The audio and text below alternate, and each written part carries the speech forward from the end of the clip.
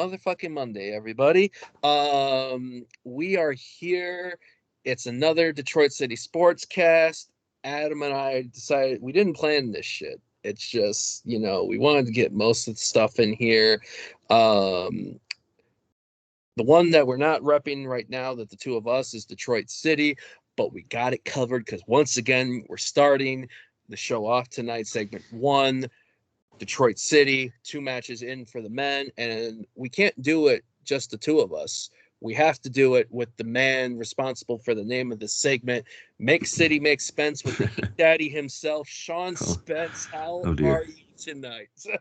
I am the daddy of Heat. Yes, I'm well.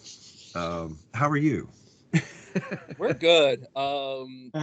Sean, quick question before we get going. Do you regret the Heat Daddy reference from Words About Shapes, or is it, are you cool with it right now? Well, it wasn't even Words About Shapes. It was it was in the Discord.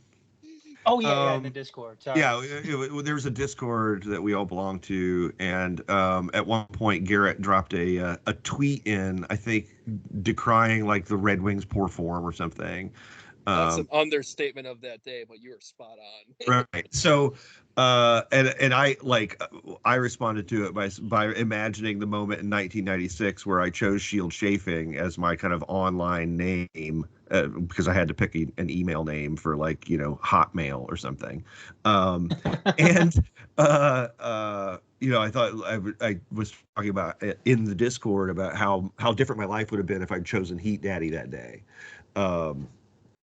Which I now regret deeply, of course, because it is a nickname that will never die. Because you also have sicko vultures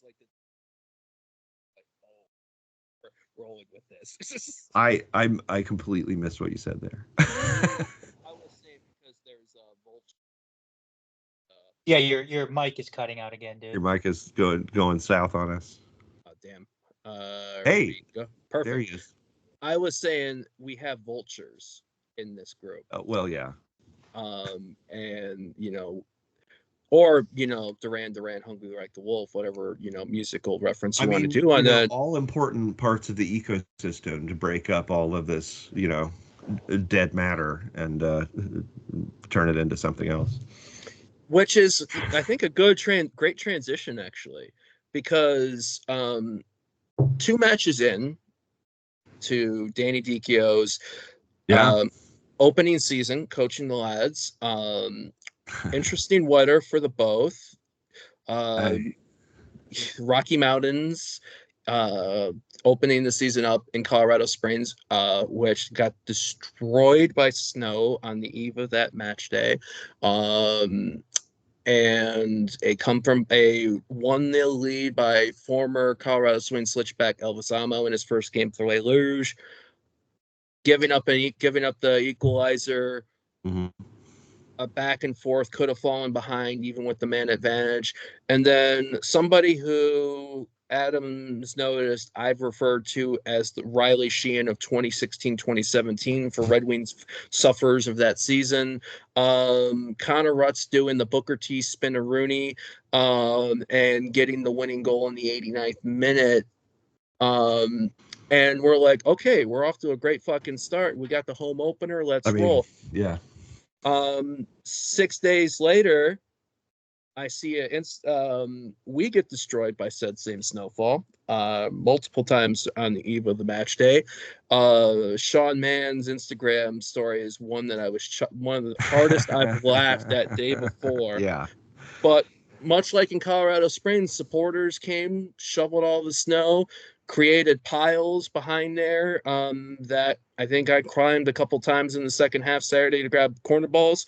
But this time, a come from behind win over Loudoun United. So 2-1 in both games, 2 wins for Les Rouges, 6 points. Yep. This is the question I'm going to start you off with, Sean. I want to get your thoughts on it. And that is, of the 2 experiences, the 2 matches we've had so far, what's the one that's been more impressive to you? And then, what are you liking so far? What are you seeing so far of this side 2 matches in? Well, I think the second win at home was the more impressive performance.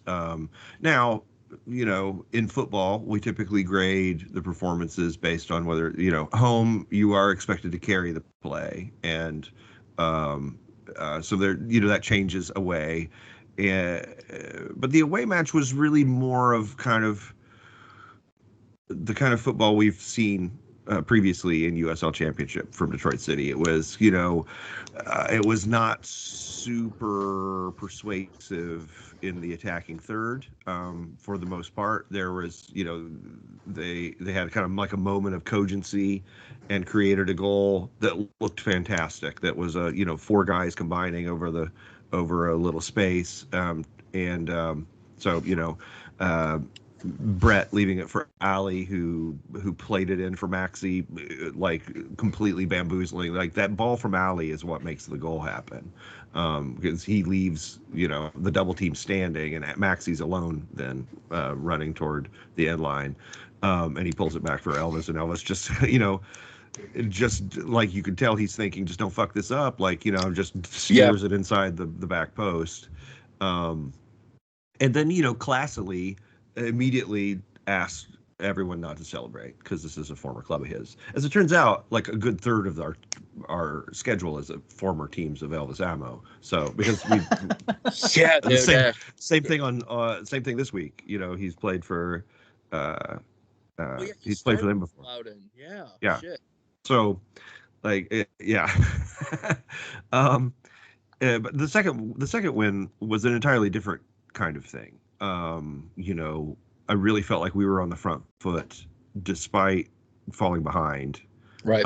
Their goal kind of came out of nowhere. They intermittently pressed us very high, and during one of those sequences, Lay just sort of like, it's one of those things you do where you kind of you're not forcing yourself into that kind of extra alertness, brightness that you need, and he just kind of lost track of a dude and gave the ball away, and the goal was very simple to create after that. Right. Now we had a very similar goal to that in the second half. Right, the winning goal was almost the same experience, except it was their goalkeeper who, brain farted, and Elvis, couldn't believe his fortune, like ran and stabbed the ball over to Maxi, who just turned it in. But the second half, that was like, to me, it's almost like we've, over the course of these two matches, you've seen the transition from kind of one mentality to the other. Right. This team does play with a lot more lightness, and seems to have a lot more ability to move the ball through the middle of the pitch. We really didn't even try most of the time. Like we'd give it a shot, get turned over immediately a couple times, and go, okay, that's it, and just work along the flanks.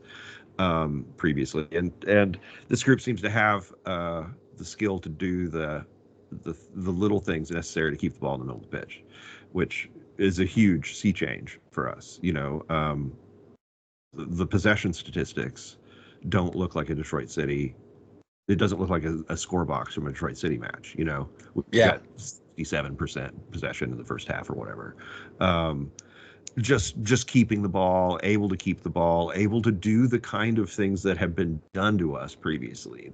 You don't see through two matches anyway. You haven't seen this City team have to do the kind of like grueling defending. Like, we've always been proud of the way the boys have been able to, play without the ball for 4 minutes straight, which, a lot of teams you very quickly get guys who are just clearly throwing the white flag, like immediately, right? They're like, they're not really going to mark anymore, and you eventually you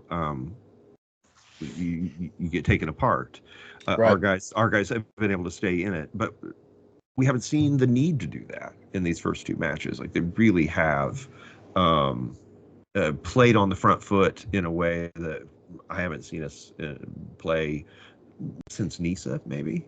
And Nisa was a league where we clearly had a huge talent advantage a lot of the time. The fact that we were fielding Maxi Rodriguez in Nisa is, Like it was insane. Like we could just sort of like, what are you going to do to us?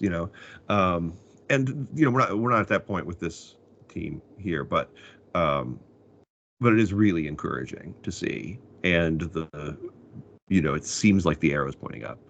So now football is like, there's so much sort of phantasm around football. It's so easy to imagine sort of false narratives early in a season.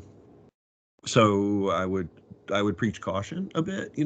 Let's not get over our skis. We're not ready to, like, we should be promoted. Like, what the fuck? Why are we even in this league? Like, let's win a couple matches here and there. Maybe pick up a trophy or two before we decide we're too big for our britches. But like, it's really, really great so far. Yeah. What would you say so far of these two? Who are some of the players that have either stood out to you so far, and who've maybe surprised you in a way? Okay. I mean, I think back to what Danny talked about in his like meet the folks, right. Q&A session, about how he felt like we had a pretty good roster, but that just needed key additions.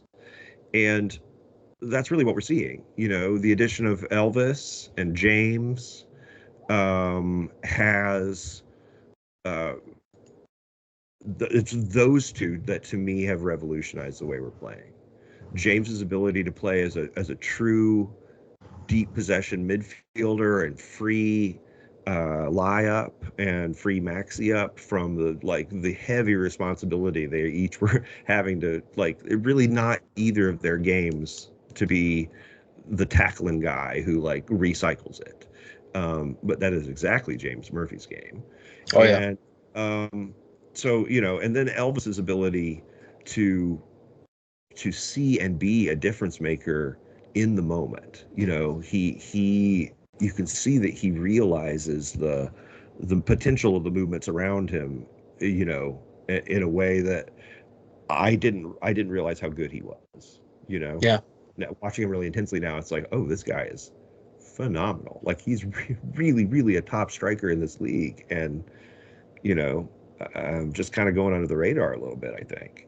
And I think that's about to end, because he has been crucial in each of these two wins, and he's going to put up numbers if we keep the ball like this and give him this many touches around he's going to put up numbers, So, that like shouldn't be a surprise that Danny laid out this plan, and here the plan is just, that seems to be happening. But it is a little bit, if I'm honest. I also think that Stevie has been a little bit of a surprise to me. It looks like he's maybe a little bit thicker and like, stronger than we've seen him be in the past. He's playing some cool breakout passes in a different way, I think, right. I've seen the last couple of years, especially on Saturday. Well, to me, what it looks like is that at some point in the last several months, Stevie has realized, like, Maddie's not my partner, Devin's my partner. Right. And he started to kind of mirror some of Devin's ability to kind of like find a moment where we're in extended possession and the ball is played a little loose and it could be a turnover. And both Devin and Stevie have gotten really good at kind of like knifing in deep into our attacking half, right, to win that crucial ball and like kind of keep the possession spinning. And that's something I think Stevie like really tended to stay back a little bit more previously. So I don't know if that's if it's a change in his mentality or just like we're playing a slightly different way, so that changes him, or if it's a matter of realizing that he was getting kind of physically manhandled at some point last year and really hitting the weights and like kind of coming in with some swagger, like, all right, I because his ability to anticipate is top notch for this league, and if he could back it up physically, like he could play 5 more years. So, and that's something you said before, Sean, too, is that one of the things it seemed like that teams would do, especially last year, and something that we really struggled with, was other opposing teams having their most physical attacker go straight at Stevie. Yeah. So do you think that that's definitely going to be something that's going to be a lot harder to do this season based on what you've seen these first 2 games? Yes, I think so. Well, I mean, for 2 reasons. One is that Stevie's, hit the weights, and secondly, we're playing a 4. It's a little harder to target a specific center back in a 4 because they're kind of, there's so much a pair that are going to cover for each other that at some level, just making Devin the other guy means that if you go straight at Stevie, well, then the guy who wins every duel is the next one in. Like, it's not really going to pay dividends the way it. In a 3, that center back can be like kind of targeted in a way that it's difficult to do with the center back in a 2, strangely. So, I mean, I think we might try see people try it, but the other thing is that one of the decisions that Danny has made in the early going that I thought was a little bit, where I just was kind of I'm baffled by it was starting Michael Bryant at right back. Yeah. To me, wingback is a position that has gotten so specialized that it's a little difficult to move somebody in there and ask him to do the whole thing. But maybe that's not the plan with Michael. Like, his size gives Stevie some cover. If we wanted to do the thing where Brett goes crazy forward and Michael stays as a third, so we drift into a 3 in possession. That's there. I think that maybe was the initial plan, but they haven't needed to do it, so it hasn't happened. Because Michael has been playing as just a regular wingback, like getting up the flank.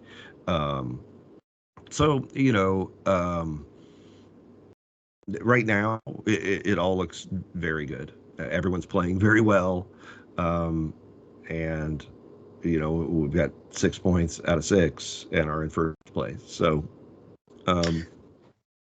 yeah, that's good. I suppose while we're talking about Brian at right back, one of the things that I think has surprised me, and Adam, I don't know about you, is Reese Williams. I always thought that Reese was going to be, even in the back 4, but it's because we've been used to him playing as more of a defensive figure in the last 2 years. Whereas in these first couple games, he's a direct sub for Ben Morris on the right wing, and especially his stint coming on as a sub on Saturday impressive. Yeah. I mean, like you, I think that I was thinking of Reese as like a wingback, but he's a very specific kind of wingback. He's a he's a wingback in name only, right? He's a wino. He's that's a fucking good one. he's like he's a winger who's playing in defense. And that's a thing that is pretty common, in the last decade or so. But I do, if I was going to look at one position that hasn't been lights out in these first 2 matches, I would say it's been at right wing. And it's understandable he's out of position. Like, he can play there, but we saw him play as a lone striker last year, and seeing him play that as a lone striker, you realize that is what he's exquisitely trained to do. Like, he came from the Ipswich Town Academy, which is no joke, like a top 20 academy in the world. So he's gotten like extraordinary coaching throughout his youth career, but not as a winger. And you can tell because he just doesn't do winger shit. He's a striker on the right wing trying to make it happen, but he's not a guy, he doesn't have that like that delight when you see a winger that is a real winger. Like they get the ball at their feet, and you can tell they're really excited because they're about to roast somebody. Like this is gonna be fun. And it feels to me like when the ball comes to Ben, like there's just anxiety. It's just like, he's trying to make the perfect play. He's trying to. Well, and I don't know that he's trying to make the perfect play. I think he is so hamstrung by his self-doubt at this point that he struggles to formulate any play that like he would find pleasing. You know what I mean? Like he's kind of I don't know. It's clear that he is out of position and he is not as fluid there as a winger would be. So, I don't know. It's one of those things where he's definitely under contract for this year. And he does all of he's almost like Connor Rutz last year, right? He does all of the non-ball at your feet stuff great. Now, Ben has a little more nous than Connor, but he's not confident with the ball, and he's not beating anybody with the ball at his feet right now. Sean, I know you're saying that he's playing out of position, and I agree with you. Do you think though that maybe in some ways though this is an attempt to maybe get him some more confidence, so that the offense kind of isn't running through him up front like it did last year? Yeah, I mean, I think ideally for Ben's confidence, we would play a 2-striker system, and he would be the second striker. Right. But, I don't think we can compromise the whole rest of the setup to, like, set it up for Ben's convenience, unfortunately. Yeah. Now, if we got an injury to one of those three in midfield, like one of Maxey, James, or Eli goes down, especially if it's, say, Maxey, then I could see us going to kind of a 4-4-2 and putting Ben up front and Reese on the right wing, or, whoever. Yeah. We do have other, like, striking options. Like, I think we were talking during the match, Garrett, about Yazid and about whether Yazid could come in. And to me, the thing with Yazid is, like, it seems like he has a very he's one of those guys that you get in team sports who've got a niche. He's got a very defined role, and it seems to me that Yazid's defined role is primarily as a chaos sub in a game where we're needing a goal and we're not sure where it's coming from. Where it's like, like we need a fucking goal, like get in there. And he'll, because to me, the way Yazid plays, and I love Yazid and I know Yazid really well, but like he doesn't play in a way that allows you to do combinatorial things. You can't count on him to bring the ball down and play it off. So essentially your offense is, if you're used to playing through that 9, through that tip of the spear, now your offense is broken. Right. So you don't put Yazid in unless you're ready to break the offense. Unless you're like, who fucking cares? We haven't scored. Like, we got to score. Kind of reminds me of that Gold Star match from last year, Sean. Like when Yazid was in there and he just basically like bullied his way into their own 18 and just Adrian played a one. Adrian played like a little one hop. Yeah, it was. I mean, exactly. The goal that Dom scored was Yazid creating chaos and like contesting everything. And so their attempt to clear it kind of was, like barely struck and rolled nicely out to Dom, and he was able to like, hammer it through all that crowd. But none of that happens if Yazid isn't on the pitch. Yeah. So he's great in those scenarios, and that's, essentially why he's here, I think. We've got the Becerra kid. Victor Becerra announced last week. Right, who was loaned in from the Fire. The thing is, he is out of contract after this year with the Fire, and so effectively, he's beginning his USL career with us now. Like he is a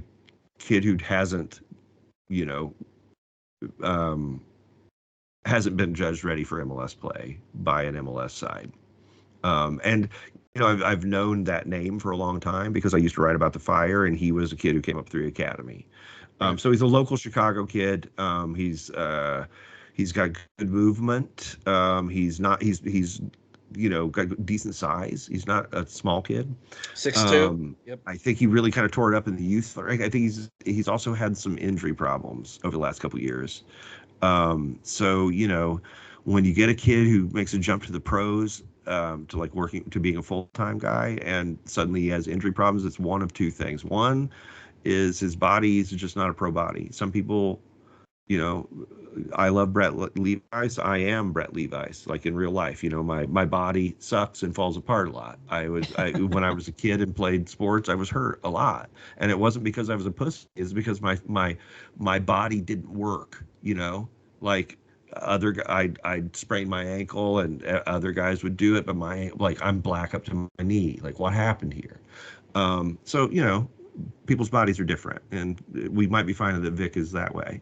Or we might be finding that he's just not adapted, like he's been living at home the whole time, and he's never gotten pro habits. He's eaten a lot of, fast food, and most of his soccer reps are FC24. And like, I just did that before this cast. Yeah. Those things can be corrected, like we have a good culture at City. So if it's a thing with like maturity and following through, that'll get corrected. And I'm interested to see what he has. Like what I'm saying is that's basically our striking options. Like if Elvis gets dinged up, we are immediately in a mini crisis. Could you see Danny Espeleta maybe coming in, or do you see Danny Espeleta being like he was for Ali in the second half on Saturday, a sub for that position? I'm not going to say no. Like he's shown quite a bit, and he didn't look bad on Saturday. And it's nice to have somebody that can give Maxey some time off, because I feel like I've watched him just run his legs down to stumps every year. Yeah. So yeah, I mean, it's entirely possible that that the first midfield injury that Danny is the solution, and that'd be cool. I'd love to see him show that he's got it, and he's looked good so far. So we'll see. Form is hard. Do you worry about our? I'm sorry. Do you worry about our size a little bit? I mean, because obviously we're talking about Victor. Not a big guy. Even Ryan Williams, not a big guy. Ali, not a big guy. Ben, not a big guy. I mean, Victor's 6'2", but no, Victor's got decent size. I mean, he's skinny.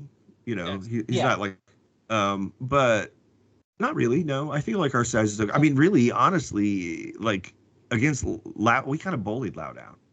Mm-hmm. It's refreshing to see, to be honest with you. Yeah, definitely.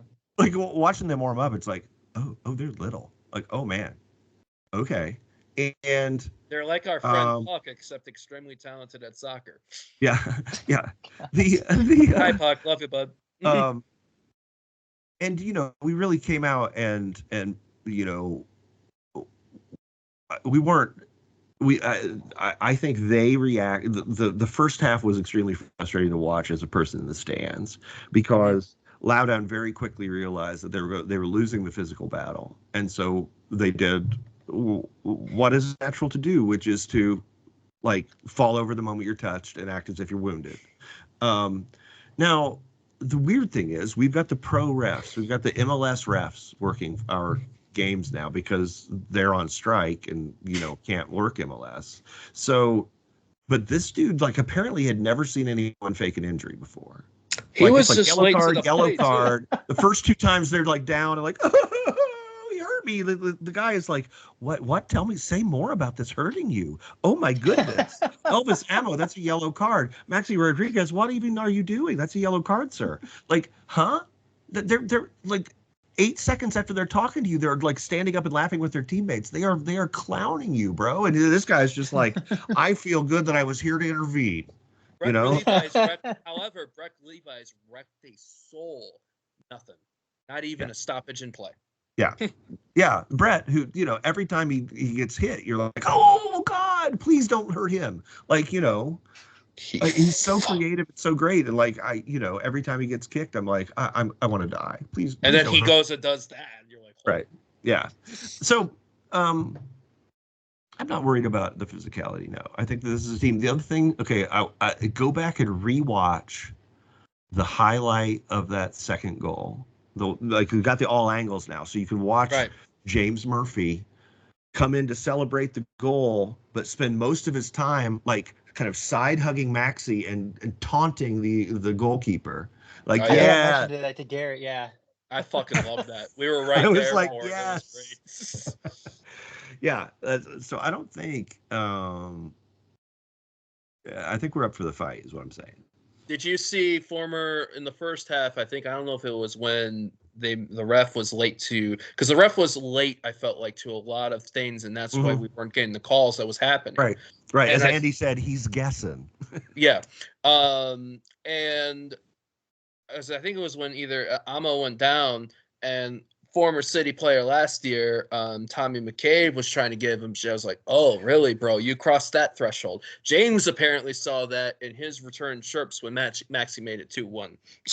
Oh, wow. That's how I take it as that. Okay. Yeah, I just know that, I was a little surprised. I'm like seeing the way Tommy came off on a couple of skirmishes made me think that he maybe didn't love his time here or something. Like, he wasn't being a conciliator. He was like, yeah, let's fucking get into this, Now, maybe it's because he's the only person over 6 feet tall in the whole field for them. So, he feels like he's gotta. Like, reverse little man syndrome, yeah. Yeah, I mean, they really were, I was expecting Loudoun to give us a tough match, right? And they did, but I expected more of the difficulty to be football and less of it to be emotional. Like, it was frustrating to deal with the screaming and crying and, the scrummeting over the calls. But, in a purely football sense, I feel like we just erased them in the second half. Yeah.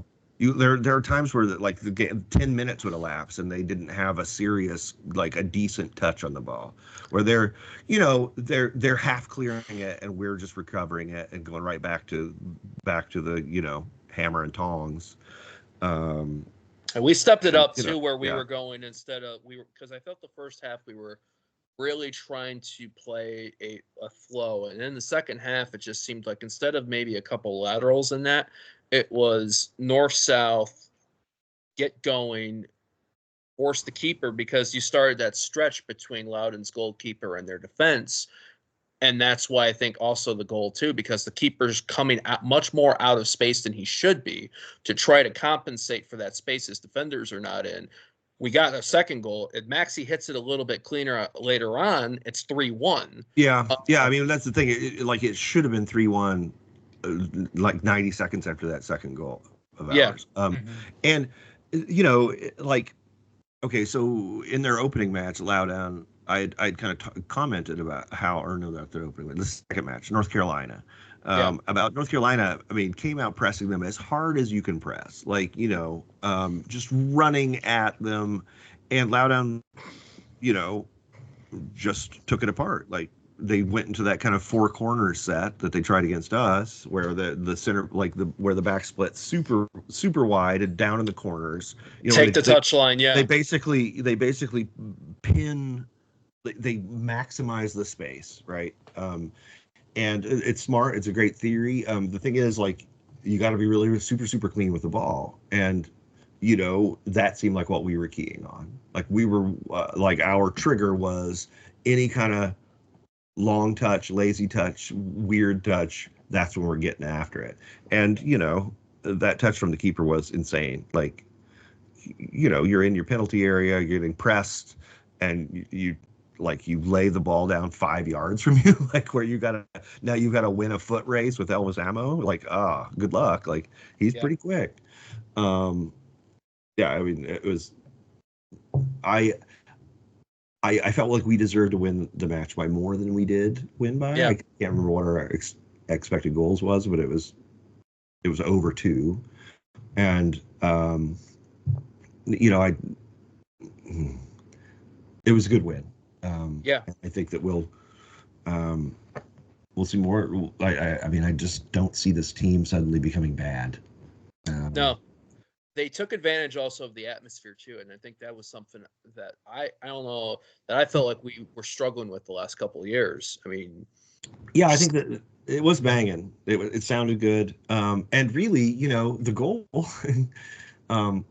came during what I now believe will be our last ever mid-match moment of silence, because like it looked to me like our players were freaked out by it. Like we stopped, like okay, you get told before the match, hey, 13th minute, it's gonna go quiet, don't freak out. But like, do you remember that? Like all of a sudden, the 13 on the clock, and it's like a tomb, and like you're hearing like every touch and the little talk, like the little words they're saying to each other, like man on, like you're hearing that. It was so weird, and our guys looked freaked out, and like kind of the play just sort of unraveled while during that freak out. Like it looked to me like that was at least partially responsible for the goal. Like we were like, like our guys were like, what the fuck? And as before they stopped saying that, it was like, well, the ball's already in. He's already he's in a good position. Like, now if he puts it on goal, we're in trouble. And he did. So. Yeah. The last time I think there was silence like that at Keyworth was U.S. Open Cup, May of 2022, because there was, Adam, because there was the absurd moment there was the protest 5 minutes. Right. And ironically, why are we bringing this up? Here's why I'm bringing this up, because in that moment, for that time, that was the best I think we ever seen Francis Etuahenia look for Detroit City, because he bombed down the field, won the penalty that we buried, I think, near the end of that on there. So this was a reverse of that, where they might have, because in those moments, I think in 2022, and I also definitely think in 2023, the atmosphere a lot of times was too much for those squads. I think this year, Sean, as you were talking about, they want that atmosphere. They want that pump. They want that drive. I mean, I would caution against quietly disparaging the earlier squads. Like, this squad is probably going to be more successful, but that's down a lot of ways to gradually increasing payroll, which has allowed us to have, actual backups and maybe spend a little more money on quality in a guy like Elvis Ammo. I don't think that the previous squads were didn't want that smoke. I don't think it's that way at all. I think, these guys want it, but the previous guys wanted it too. It just felt to me like they were really kind of vibing on the sound, and then when it vanished, they did kind of live. I think you were standing next to me. I was like, oh, they're hating this. This is freaking them out. And then they scored. I'm like, well, I hope the last time we fucking do that. Let's do it before the match, okay? Or halftime. It went off a replay when I watched it. I didn't realize live that the shot that I think it was Vallow that took it, that deflected off Steve. Yeah. And then it hit, and then it went past Nate. So it was just like that moment, and when it was the Tennant or Tenning, I can't remember his name, the striker that started alongside Zach Rich. Zach Ryan, yeah, Zach, yeah. So 62-31 was the attendance. Also, shout out to everyone that went on Saturday. I was shocked when I'm saying that of the 3 USL Championship home openers we've had, it was the best weather conditions. It was the best weather, exactly.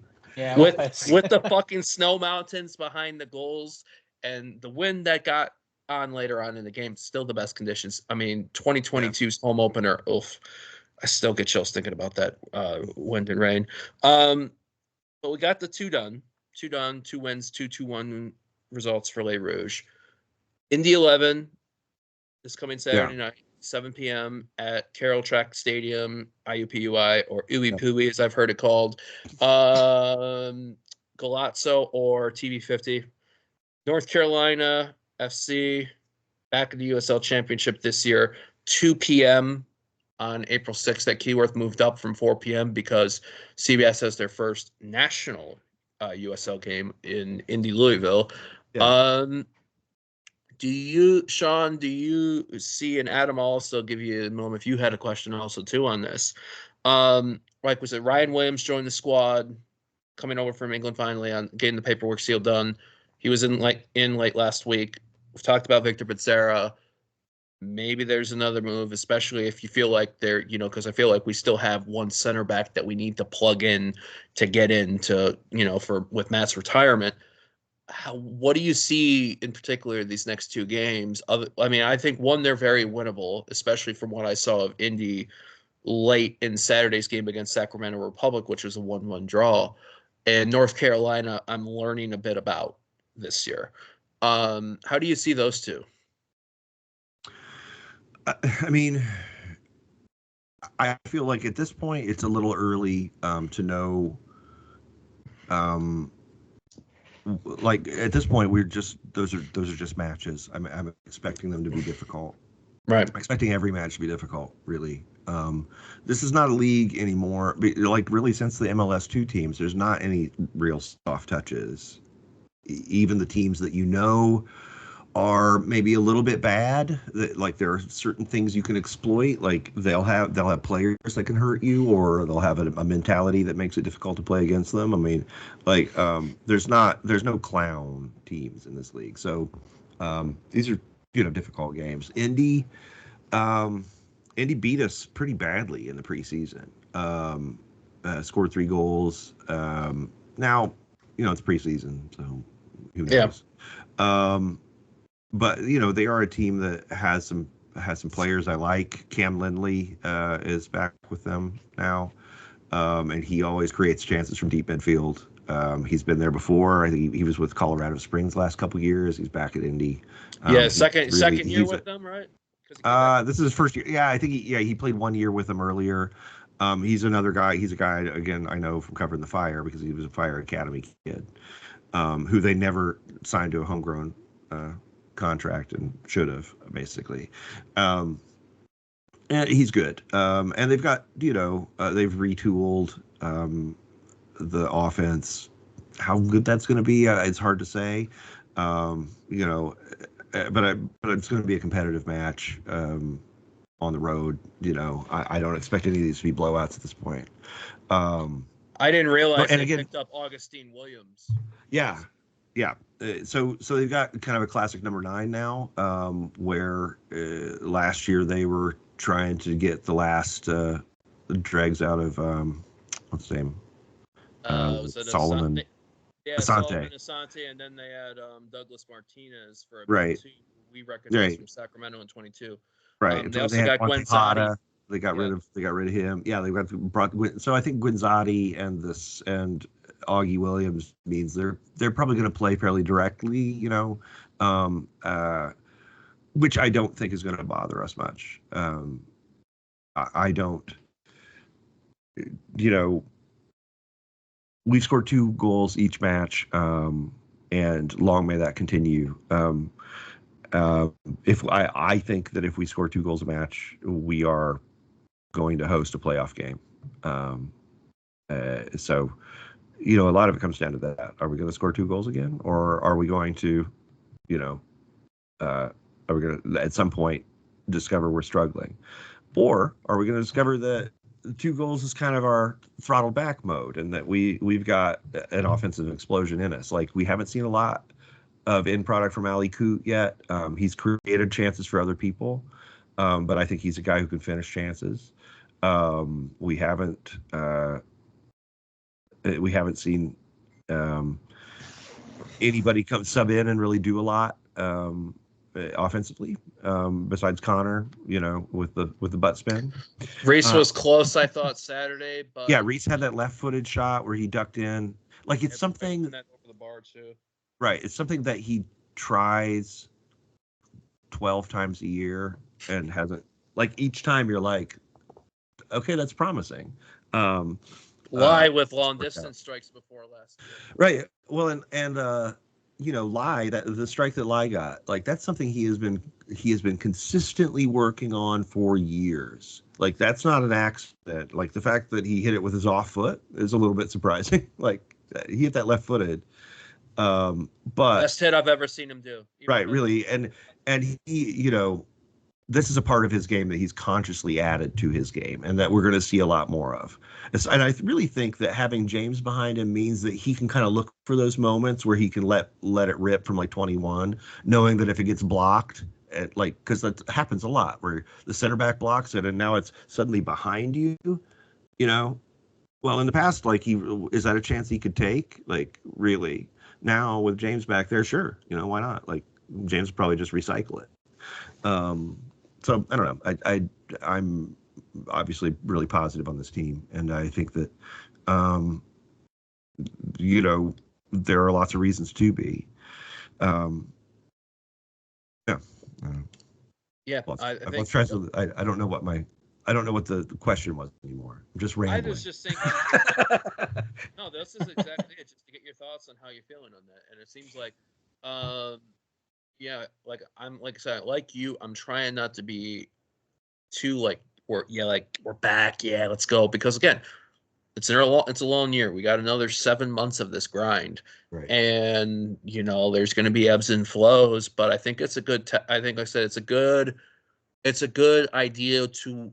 Indy can give you an idea of where, if we roll like we did the first 2 weeks and either step up or do like that, I think any result in Indy is a good result, I think. Yeah, I'm interested to see whether we go on the road and try to keep the ball again like we did this week. Are we going to go down to Indy and try to just big dog them and get 60% possession and win 3-1? Is that our idea? Because I don't see any reason why we shouldn't try that at this point. Yeah. And there's that idea out there that you can only the best that can happen is what you hope for, right? And it feels like there have been times previously where our hope was just to keep a 0, and now it feels like it seems like this team is focused on winning by scoring goals. We fell behind on Saturday, and you were like, "Okay, we got this." Which is right. Yeah, I really, I heard people talking about well, we need to make changes. I'm like, I don't think we do. I think we're in control of this match. We gave up a goal, but that happens. I think we're gonna be all right. And we were. It turned out great. So. It almost seemed like we should have been up or at least tied at the half, because there was one early chance too, from what I remember.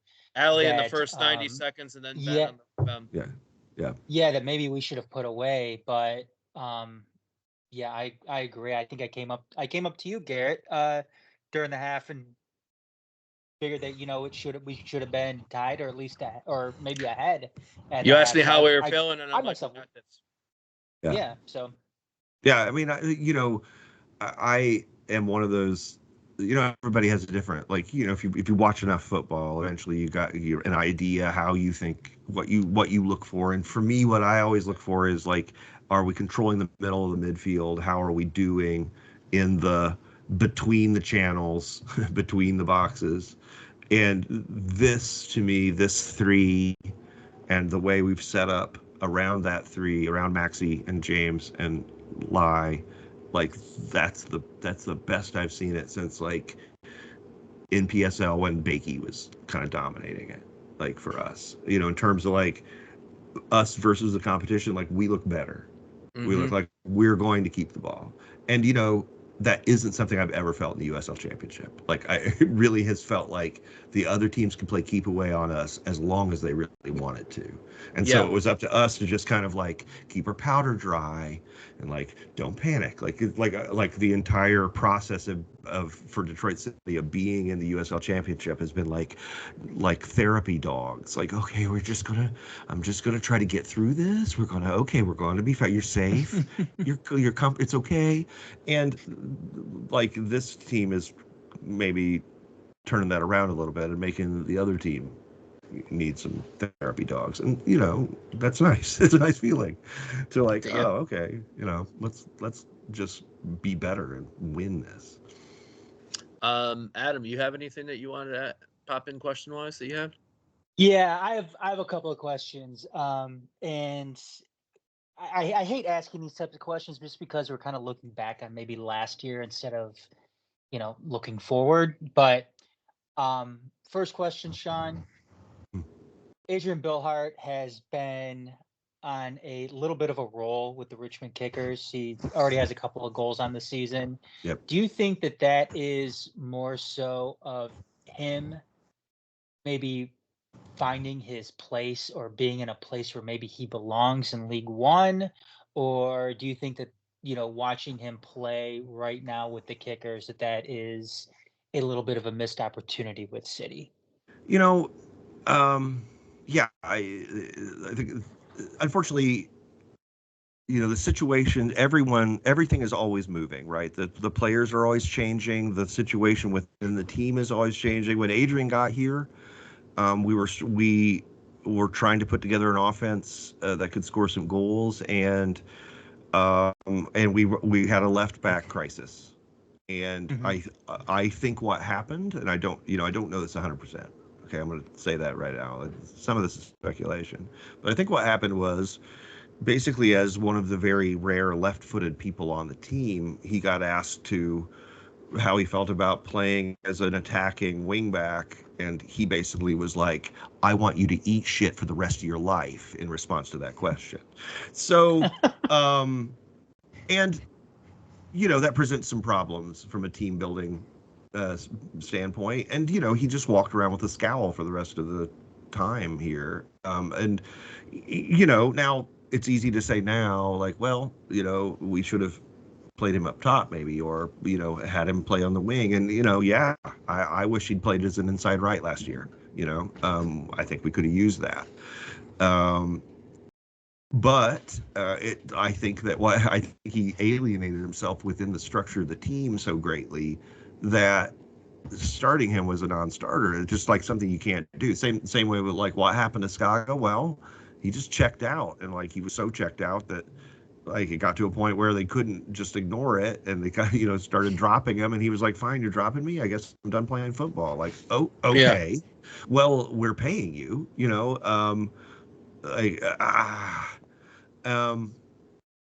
So, I think it's unfortunate that Adrian arrived in a moment where he wasn't able to showcase what he had, really. And the moments where he did showcase what he had,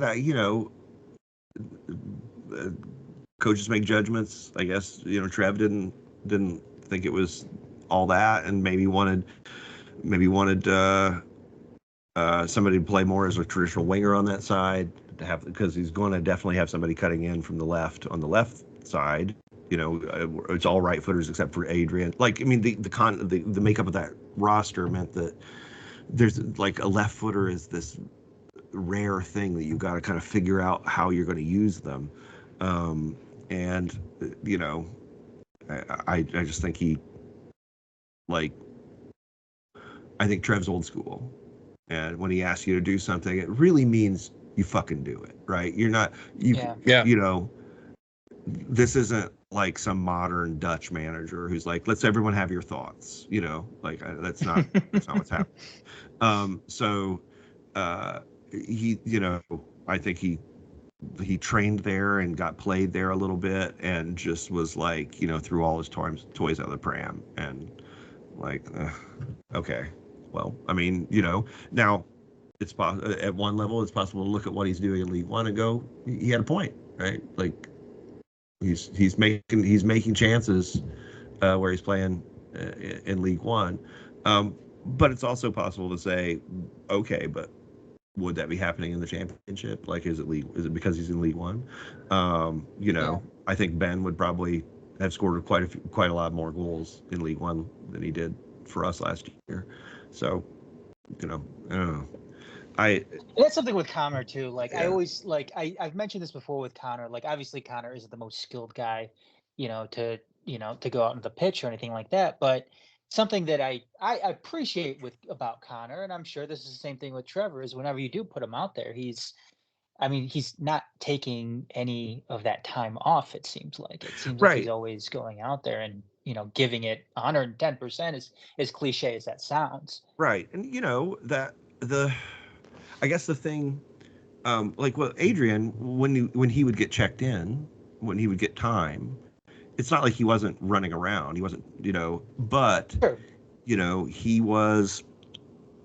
He didn't have that knack for arriving at a crucial spot in a crucial moment, which is, like a weird spooky ability that not everybody has, but Connor definitely has it. And just kind of knows how to get into the mix when shit needs to happen. He doesn't, he's not, you don't catch Connor like just kind of standing off and going, well, I wish it'd fall to me. And that's a lot of what he brings, right? Is his like proactive willingness to just like try shit, just get in there. Like, all right, well, fuck, Sure. I don't have it. I can't beat a guy on the dribble, but he's 6 feet, he's 6'1". He's got a lot of, he's at least, pretty decent at everything. So, he can get in there, and he's physical enough to be physical. He's tall enough to get in the air. He's got enough will and concentration to create a chance when one falls to him. Connor, I thought that the most likely role for Connor this year is as kind of like, it seems like maybe Danny agrees that like he's a guy who could make something happen off the bench. It's kind of the same as Yazid in some ways. Although with Connor, you get all that defensive stuff too. Like, if you're leading, like Connor's a guy who's going to come in when we're leading a lot. The half an hour left, 20 minutes left, like somebody's tired, like, okay, it's time for Connor to come in and just like, run the wheels off of them. Like if they're going to make mental mistakes, he'll abuse them. Like, he's super valuable in that role. It's just, when you've got a player starting week after week in an attacking position who struggles to move the ball along, even like under the kind of pressure you get in the final third, like that's pretty rough. Like, if he's not your striker, he's not like there to just provide a finish. Like, ooh, and that's I think that's where most people's like discontent with Connor comes, is that he scores goals, but he's not a creative player. Yeah. One more quick one from me, Sean, and that's because I know how Detroit City FC supporters are, how how they overthink everything, and that's a great way of putting it. Yeah, how do you think that? Because I know you talked to Trevor, but how do you think he's feeling about his new role at this point right now? This is a role he's filled a lot of times in his life. He was the general manager for Indy 11 at one point. He's been like a head scout for Portland Timbers and Chicago Fire, and so head scout and GM are a lot of the same work. Just one has the ability to actually sign the contracts, and the other one has to get someone else to sign it. But it's the same work, and he's extraordinary at that work. So we're kind of reaping the benefits of having him just in that role right now. Like the additions this offseason seem super clean and like bam bam bam, they're fitting right into like what we're trying to do. Like, oh, fucking A. But on a personal level, I think he just really misses the dailiness of training and the process of having direct contact with the players and thinking through how you want them to see the game and what you want to bring out of their games. And then the process, once you devise that, then you have to devise a way to make that real. So I think that the period, I think most days between 9 and 12:30, he's probably a little bit sad, because that should be training. So, now I don't know to what extent how he's going to resolve that. He might resolve it by, deciding that like this is his forever work and that he's going to stay here through the next 3 or 4 managers and just retire here. Or he might be feeling like, I got to be on the sideline and that's what I wanted. And if that's the way he's feeling, then I would expect him to be poached by a championship side in the next 6 months or so. But regardless of which way it goes, like I think he's a legend here. Yeah. And like if we go on to have like I'm imagining like let's say I don't know El Paso just continues to crash and burn. They got a big budget. Right. They come in and offer him like $250,000 to be their manager a year. He's like, bye. Yeah. I don't think that has any that adjusts his legacy at all for us. Like, if this team goes on to win, it's because of the base he's built, the base of like culture and professionalism that were started, before we were professional in 2019. And the way he's kind of cultivated that consciously through like Stevie and Nate and creating the kind of pillars of the culture, the work of Tiffany behind the scenes to bind to that all together and make it all real instead of not just theoretical. And then connect that framework with the larger, weirder framework of like supporters and, like the work they've done, like if they stay for 15 more years and we like, then I think that's probably really great for City. But if they leave, to me it's no hard feelings. Like, of course, like you got to do what you want. Absolutely. And and you've done such exemplary work here. Like, how could anyone begrudge the man like another shot at managing? Now we'll still give him shit if he comes into town with some other team. I mean, if it's like Pittsburgh saying Lily on trip, come on. Then, your mic is fading, Bo. Oh, okay, I think I'm good now. But no, if like I was saying, if Pittsburgh comes.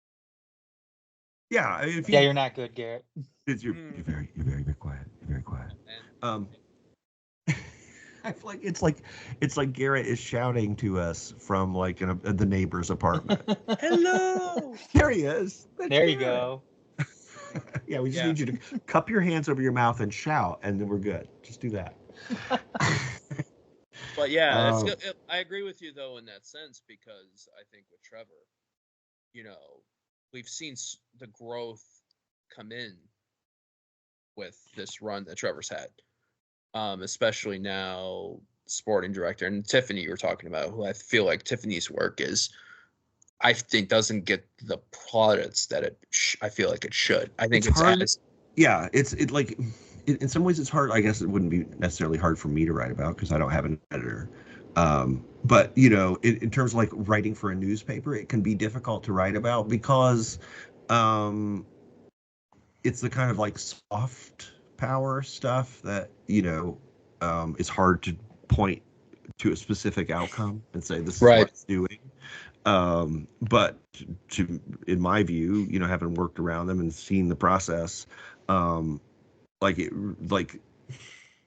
Detroit City teams, in my experience, are closer than the regular pro team. Like, they develop, like the friendships that the guys develop are pretty intense, and and the like there's a general vibe, especially like a lot of times during training, where you just get a feeling like that these people like each other. You know what I mean? This is not just work. Obviously there's work involved, but like, and even the drudgery of it is something that like becomes fun. You know what I mean? Like you're suffering together. So, you know, yeah, I really, I can't say enough about the work Tiffany does, and how important it is to creating that, and I think that will be very difficult to replace, if not impossible, because I'm sure we're not compensating her in a way that would allow us to replace her, you know. Right. So anyway. I think my closing thought real quick, and I'll get kind of everyone else's on here. As we get into Indy on Saturday, I feel good about this. I feel that Michael Bryant may have competition for the mayor of Detroit City based on how long Danny Dichio was in that handshake line on Saturday. 30-ish minutes at least, I feel like. And that was before, club interviews and, Adam and I getting them for post-match recap. Yeah. Yeah.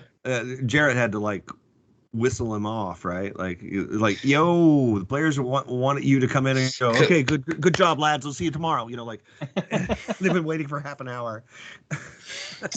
But I say I feel pretty good. I think Indy and North Carolina, and then you have a weekend off before Open Cup, whoever that is, and who we kind of hope it will be, but we'll know when that time comes. I think it steps in the right direction. Adam, what are you feeling closing, and then Sean, close? Team seems to be vibing right now.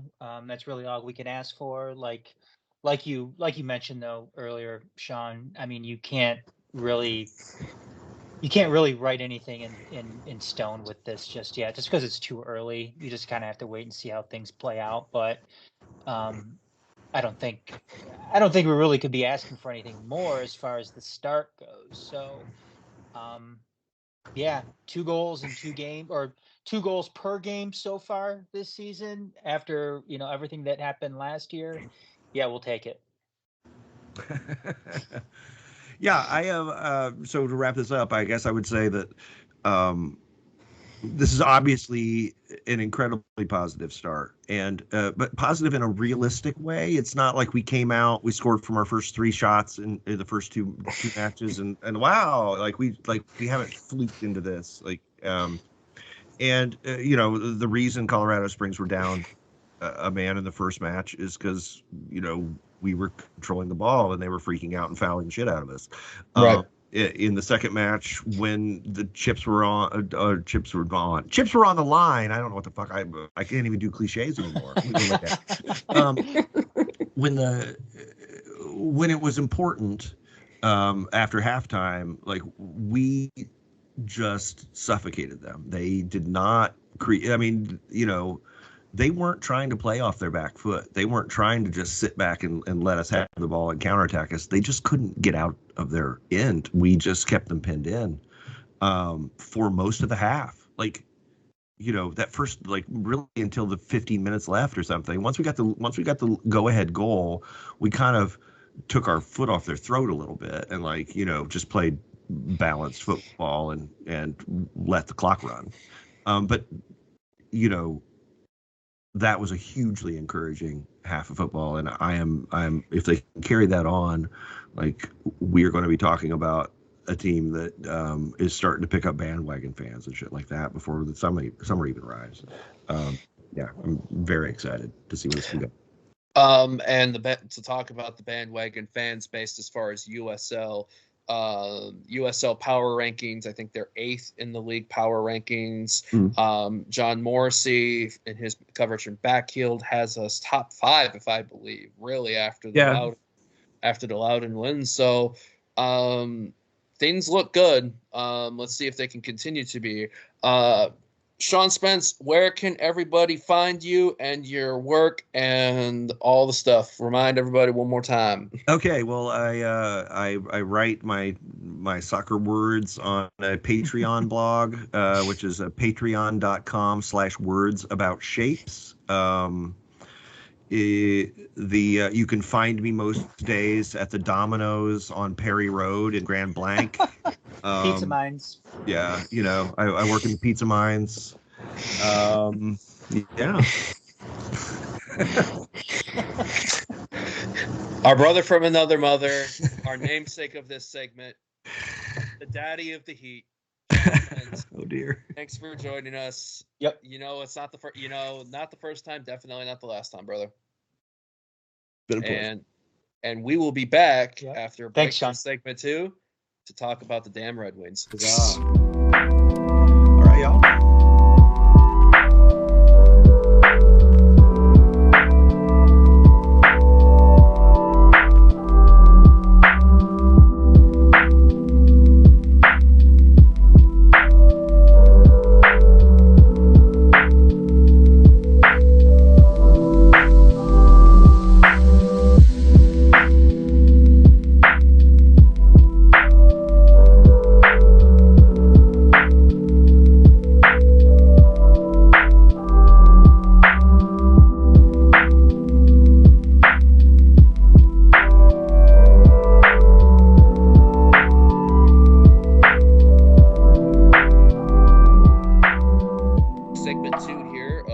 City Sportscast. Garrett here in my place in Warren, Adam in Plymouth. We're repping all the Detroit sports shit today. Well, except the Pistons, because fuck them right now. We'll talk about that near the end as the final note. Kudos, as always, to our brother from another, Sean Spence, segment 1, helping us make City Make Spence for Detroit City and the start that they've had to the season so far. We now need to segue to the next part. I just want to say, I swear I can listen to Spence talk all day. So yeah. So if we're almost like as much fans as you will be watching this stuff and reading his work. So it's it's a fun thing to be able to just sit back and have him tell us all the what's he's seeing going on in there.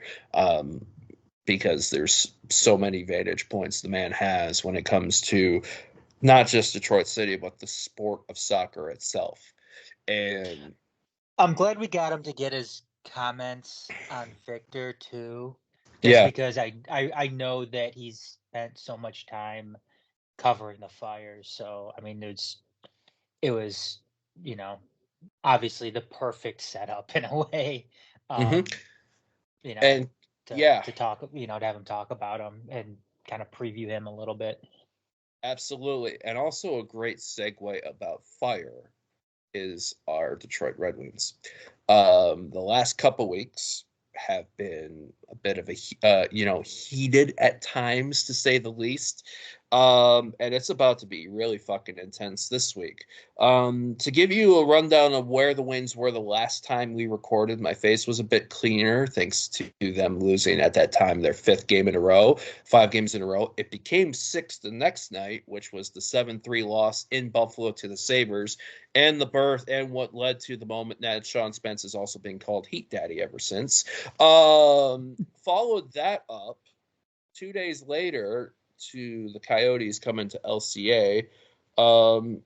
I thought we were going to pull from that when we made it 1-1, but unfortunately we didn't. 4-1 losers, second time in 6 days we're losing to the Coyotes.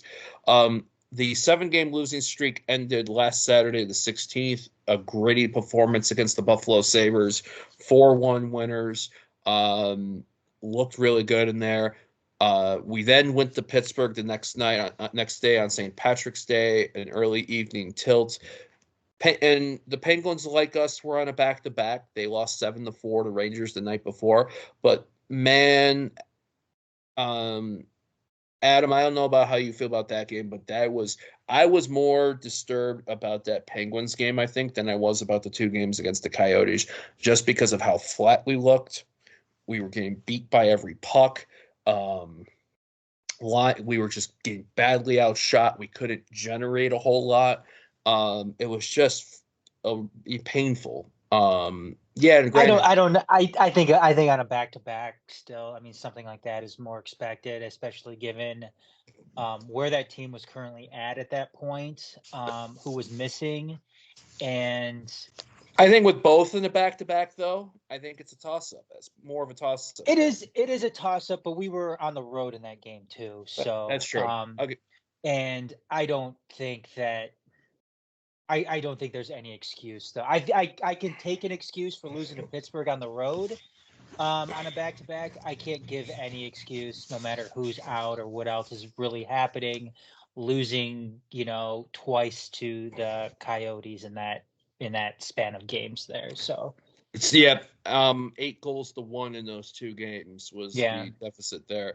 And then Tuesday, a couple days later, we thought we were 12 seconds away from lamenting another loss. Because Adam and I actually talked the night earlier before puck drop or before I turned the game on, which I think your quote word, we better fucking beat Columbus. And then I turned the game on and we were 2-0 down to Columbus. We tied it. They made it 3-2. And then Lucas Raymond, who I thought has been one of a player in Dylan Larkin's absence that kind of put the team on his back. Even the fight in practice with Ben Sherratt, I think, also showed he's taking his steps on. 2 goals, getting the equalizing goal with 12 seconds left, get the game into overtime. Patrick Kane wins it. And then Dylan Larkin's first game back on Thursday night against the Islanders. 1-1 we pull away. We get 4 goals unanswered. Islanders pull 2 back. We get an empty netter. Larkin had 2 goals in his first game back. Christian Fischer with a 3-point night. Great. Him dropping the F-bomb and the interview with Trevor Thompson was pretty fucking hilarious, and I loved it because he was just so happy like us in that moment. I am going to be completely honest, and I'll equate this to us being at Keyworth on Saturday for the home opener. I did not watch Red Wings Predators. I didn't get an opportunity either. 1-0 Predators win. It just sounded like from people that I was watching with that it was a well played hockey game, and it was just whoever was going to get that first goal was going to be the winner. What I did see from fan shots in the front row was that Moritz Seider Philip Forsberg fight. Was a good one. That was a good one. You never want to see that too often though, because obviously Moritz Seider and same with Forsberg too. I mean, you never want to see guys like that typically drop the gloves because you don't want any type. Because I remember harkening back to when Anthony Mantha dropped the gloves when he was still on the Wings and breaking his hand in the process. Yep. So I mean, you never want to see something like that happen. And I know it's the NHL. Has kind of, in some ways gotten away from, fighting like that. And the last player that we had that was kind of, both served as a, I don't want to say a superstar in any sense, but, kind of that, that top end player and fought was like a Brandon Shanahan type. But, that's exactly who I was going to say. Yeah. Yeah. The only because there's not many guys like that in the NHL who are in the Seider's the defenseman, because the only ones I can really think of that are power forwards that can get you the goals and 100+ penalty minutes a year to me are the Tkachuk brothers, Matthew and Brady, which probably is the reason why Florida is where they're at. And we'll get a reminder because now, before I start getting to Adam for the questions, I got to talk about what we got ahead this week, which this is our season, I feel like, this week to an extent. Tomorrow night, Red Wings at the nation's capital to take on the Capitals, who are 1 game ahead of the Wings for the last playoff spot with a game in hand. They play that game, though, in the middle of April, and then there's a stretch that I saw from April 7th to it's either April 5th to April 16th or April 7th to the 16th, where the Capitals' remaining games and the Red Wings' remaining games are on the same night for the rest of the year. And then Thursday night, a trip to North Carolina to take on the Hurricanes. I hate those matchups just because Carolina gives us nothing to play. It's credit to Rob Brindamore on his coaching there. Saturday, Panthers. That game is, I believe, ABC. I think that's ABC or Hulu. I think that's a game. That's a national coverage hockey game, and then April Fool's Day, the Lightning in Tampa. So we'll know where this team, I think, is going to stand in the playoff race come the morning of April 2nd, or after the Winds Lightning on April 1st. Adam, what have you, I know this has been a little bit of a better couple weeks than the last couple weeks that we recorded in the previous episode. What would you say are things you've liked? What would you say things that you haven't liked? I mean, yeah, there was scrapping out that win against Columbus. Obviously, was a good. It's something that had to happen. Right. You can't. You can't win that game against the Sabres. Look flat against Pittsburgh, which again I get to some extent. And a back-to-back on the road. But if you're sacrificing that game, you got to come back and beat Columbus, especially considering where they're at right now in the standings, in the couple of weeks they had prior to that. Banged up too.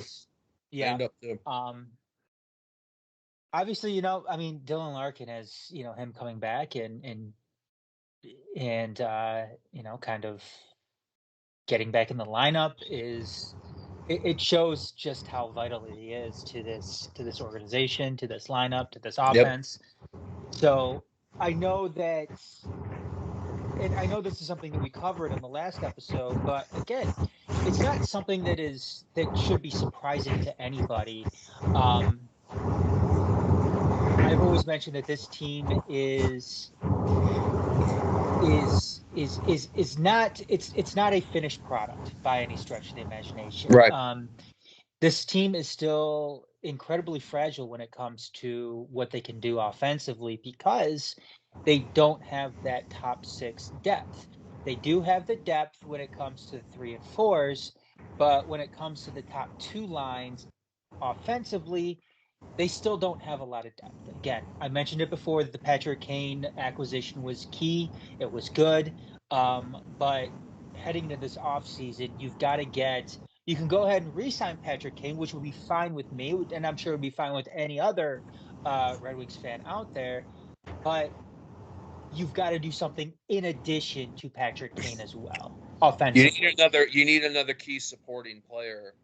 Exactly. That is one step up from a JT Compher or a drawing a blank. Who else did we bring in this past or Daniel Sprong? Or Daniel Sprong, or even like a David Perron too. Yeah. Again, great pieces, on those third and fourth lines, but if you're stuck, obviously playing a JT Compher or David Perron, Daniel Sprong, on your top two lines, then you're asking for trouble, especially when you have, kind of the heart and soul of the team and Dylan Larkin going down. Yeah. And you saw just how vital he was when he did come back, and he had an immediate impact in that New York Islanders game. Right. So, yeah, the lineup offensively is still very fragile.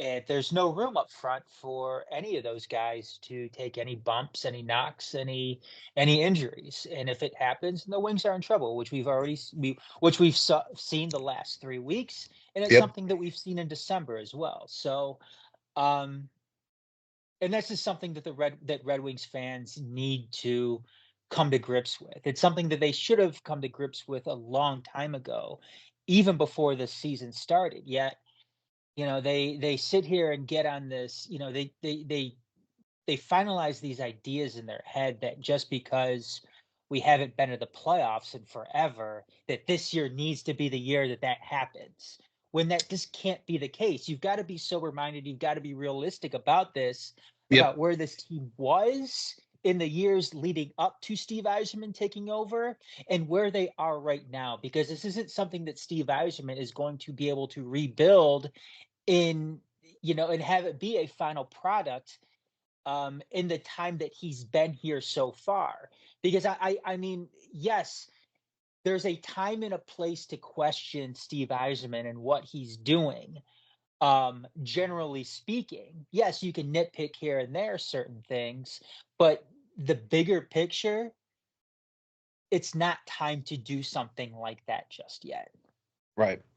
How are you feeling about the run of 4 that we got coming up starting tomorrow night? Tough. It's going to be tough. And I mean, obviously the Red Wings have put themselves in this position where, you've got to go out, you've got to win that game against Washington. And you've got to win one of those games, because what do we have? We have Washington, Carolina, and then Tampa Bay. Carolina, Florida, Tampa.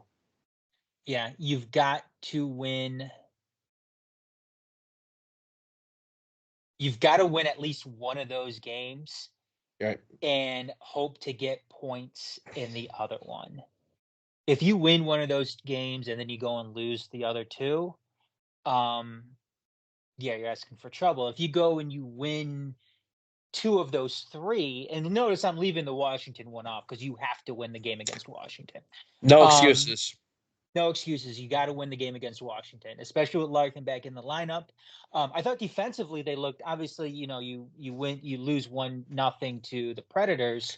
And that's something that was encouraging too, because this team defensively was still kind of harkening back to where they were at other points in this season, where the defense was just awful. I was going to say also too, Alex Lyon has had a little bit of a stretch. So for him to be, despite a 1-0 loss, it was good for him to get sort of a groove and a good game in him.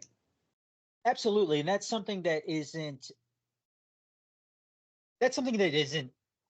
you shouldn't expect not to happen with a guy like Alex Lyon, considering the mileage and the minutes and everything like that he's had this season. Yeah, he's had to carry a lot these last few months. Yeah, I mean, Alex Lyon isn't. I mean, he's not a guy that's that is an unquestioned number 1 starting goaltender in this league. I mean, this is his first big run. Yeah, in all fairness, he did have a run similar to this with Florida, but I think he's taking on more of that burden this year with the Red Wings. Yeah. But as far as this stretch of games go, like I said, you got to win Washington, and then you've got to get at least a win and take points in another game. Like I said, if you win 1 and lose the next 2, then I still think you're in trouble. If you win 1 and then you get at least a point in one of those other ones, I think obviously that sets you up a little bit better. Obviously, if they go, I mean, the hope though is you at least take 2 of 3. And then you got the Lightning after that. I think the first and the last of those 4 are our best chances to get 2 points. Yeah, I mean, Florida's a machine right now. Florida is. Sam Reinhart Reinhart got his 50th goal yesterday. Florida is obviously one of the favorites to win the Stanley Cup this year. So, right. Yeah, their best chance is that first one against Carolina and the last one against Tampa Bay. So, to give you an idea, Florida and Boston are tied, 97 points. Florida with 1 less game, so they got the tops, and also 44 regulation and overtime wins. The only team that's got 2 teams that's got 1 more than Vancouver and the New York Rangers. Shout out to Bronx Kate, because we were talking about the potential of a Wings Rangers first round playoff. So if that happens, there will be some content either for the Majors Detroit or Channel 451 on the City end. I think, I'm looking at this right now. I mean, Washington 79 with the game in hand, Wings at 78, the Islanders at 75, Devils at 74. The Sabres are now in it a little bit more. They had a little bit of a good run recently. They're at 73. Penguins are at 70. I think the Penguins have a couple games to catch up, but they also have to play the Capitals a bit. They might make a decent run. I don't know. I'm not sold on the Penguins. I think that their time has kind of come and gone. Penguins are on the downswing of kind of this this era, this Crosby, Malkin era that they've had. So I'm not too concerned about the Penguins. I think that I think that they've been. It's time for them to kind of retool and rebuild a little bit. Right. One of the biggest disappointments, though, of this season and where things are at right now, especially with this, kind of grouping here at the bottom of I'm going this to say this New Eastern Jersey. Conference race. New Jersey's one, but the Sabres are another one too. Yeah. The Sabres have been in this position for, it seems like, forever. And there was supposed to be like a big three, not really like a big three, but like a three specific teams who are kind of like in the same place, developmental wise, and we're going to be like the next three to really make that push for the playoffs in the East, and the Red Wings, the Sabres, and then the Ottawa Senators too. Right. So I mean, that kind of gives, I think, fans a little bit more perspective on actually just how good the Wings have been this season, and how this really isn't, a lost season by any stretch of the imagination, even given where the Red Wings, the stretch that they've been on, over the past 3 weeks. Yeah. So I think, yeah, so the thing to know, Buffalo, the last time Buffalo's made the playoffs was the 2010-2011 season. They made it to the last day this past season. Florida actually got the playoff spot and then, went on that run to the Stanley Cup final. The Devils, though, is surprising because I think maybe that has to do in a way with the Flyers, not like being where they're at. I mean, they another still, surprise team this year. yeah, and I think the thing is too, the Flyers, the Flyers, we've been thinking, oh, the Flyers are going to taper off, the Flyers are going to taper off, the Flyers are going to taper off. I mean, Washington has a chance to catch Philly even too, which Sure. if Washington catches Philly, that's a problem because Philly's got more points than the Wings and everybody else in that last wild card. So if anything, I don't know what John Tortorella did there other than put the fear of God in people. But Probably. If it's John Tortorella, then yeah, he probably did. So I think that tells you it's like, hey, something's working over there. And the Devils, I don't know, because the Devils have so much talent, to me, young talent too, to be in this position, especially with the strides that they made in playoffs last year.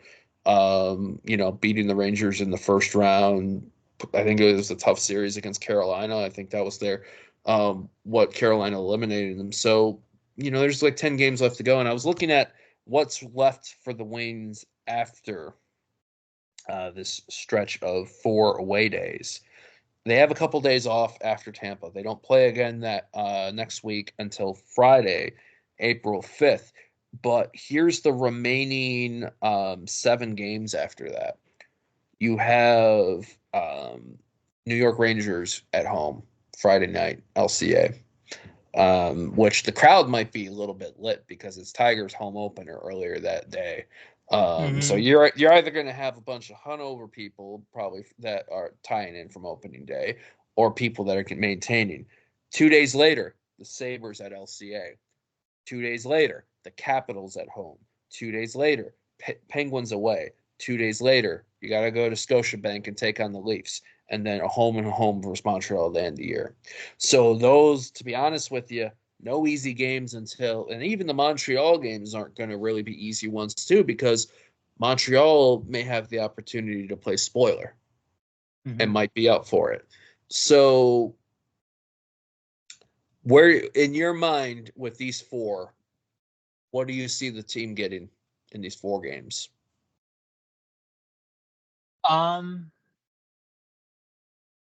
You know what? Fuck it. Dylan Larkin's back. I'm going to say they beat Washington and beat Tampa, get a point against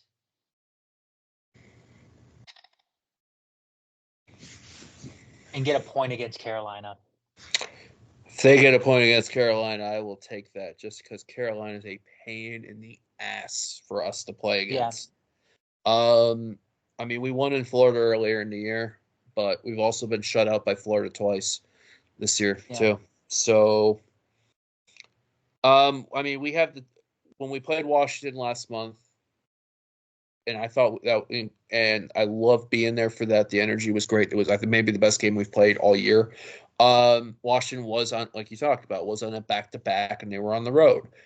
They don't have that this time around, and they're at home. They went 3-1 in their run leading up to that. 5-2 against Calgary. Got peppered at home on national television by the Leafs 7-3, but then went into Carolina a 7-6, and then a shutout yesterday. They shut out. I'm drawing a blank.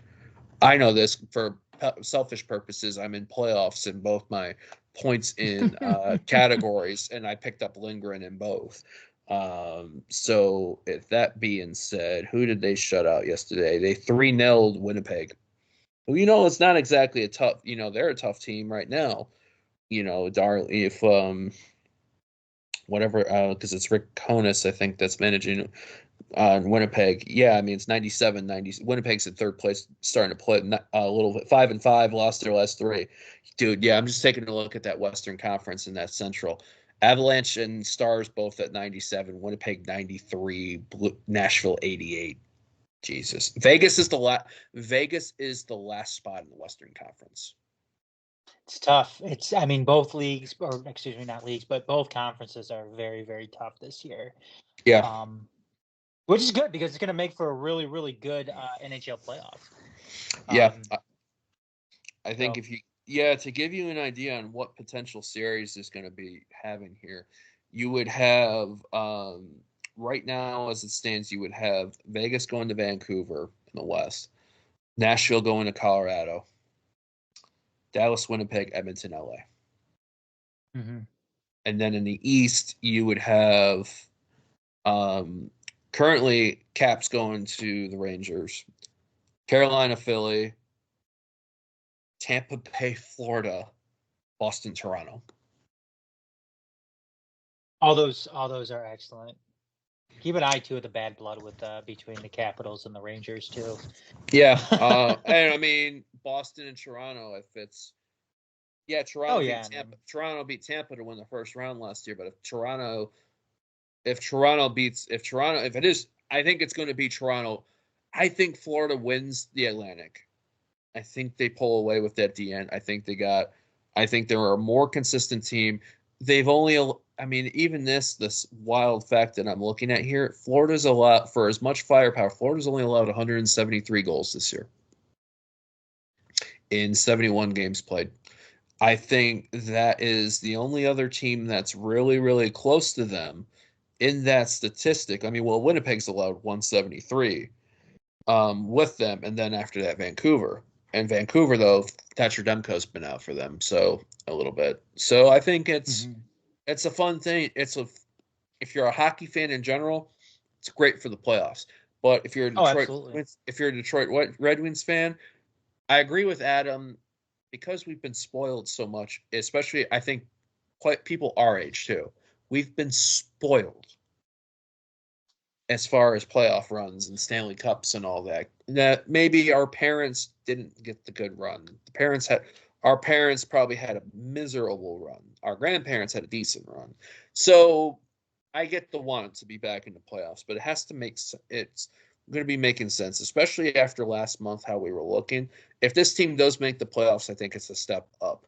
If, I don't know if I think if you don't get swept, I think it could be a good sign, as long as it's not four hidings. I think it's how this team finishes this season, I think, is a good idea of where they will need to build up with. We'll know. I think we'll know more of what the season may look like after the 4 games that are played. Remind one more time: Washington tomorrow night on the road. Carolina away Thursday, Florida away Saturday. That's a 12:30 puck drop. NHL Network is there, so which means us in the state are going to have to watch Bally through one way or another, and then the Lightning on Monday the 1st. So that is it for segment 2. We're going to come back, do a quick segment 3. We'll talk briefly about the Tigers opener, some fun Lion stuff briefly in there, and yeah, we'll make a comment about the Pistons. See you in a minute.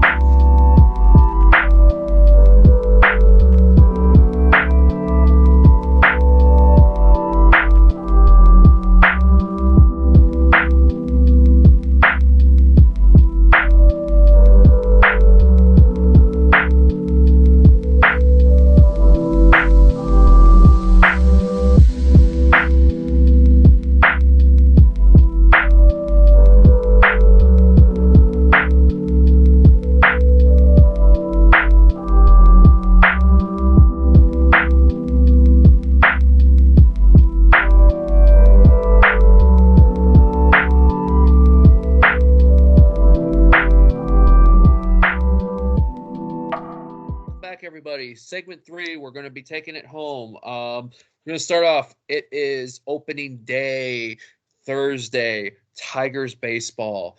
It actually feels like spring again for Tigers baseball because Friday fucking sucked. Although our lads are going to be cold because they got to travel to the south side of Chicago, open things up against the White Sox. Adam, what are you feeling about this weekend series? How are you feeling about it? As far anything in particular that you're looking for, or just starting the season? I mean, the White Sox are going to be awful this year, so I think this is a good series to, for the Tigers to open up with. You know, if you want to get them a little early season confidence. This is a series that they should win, though. White Sox are going to be awful.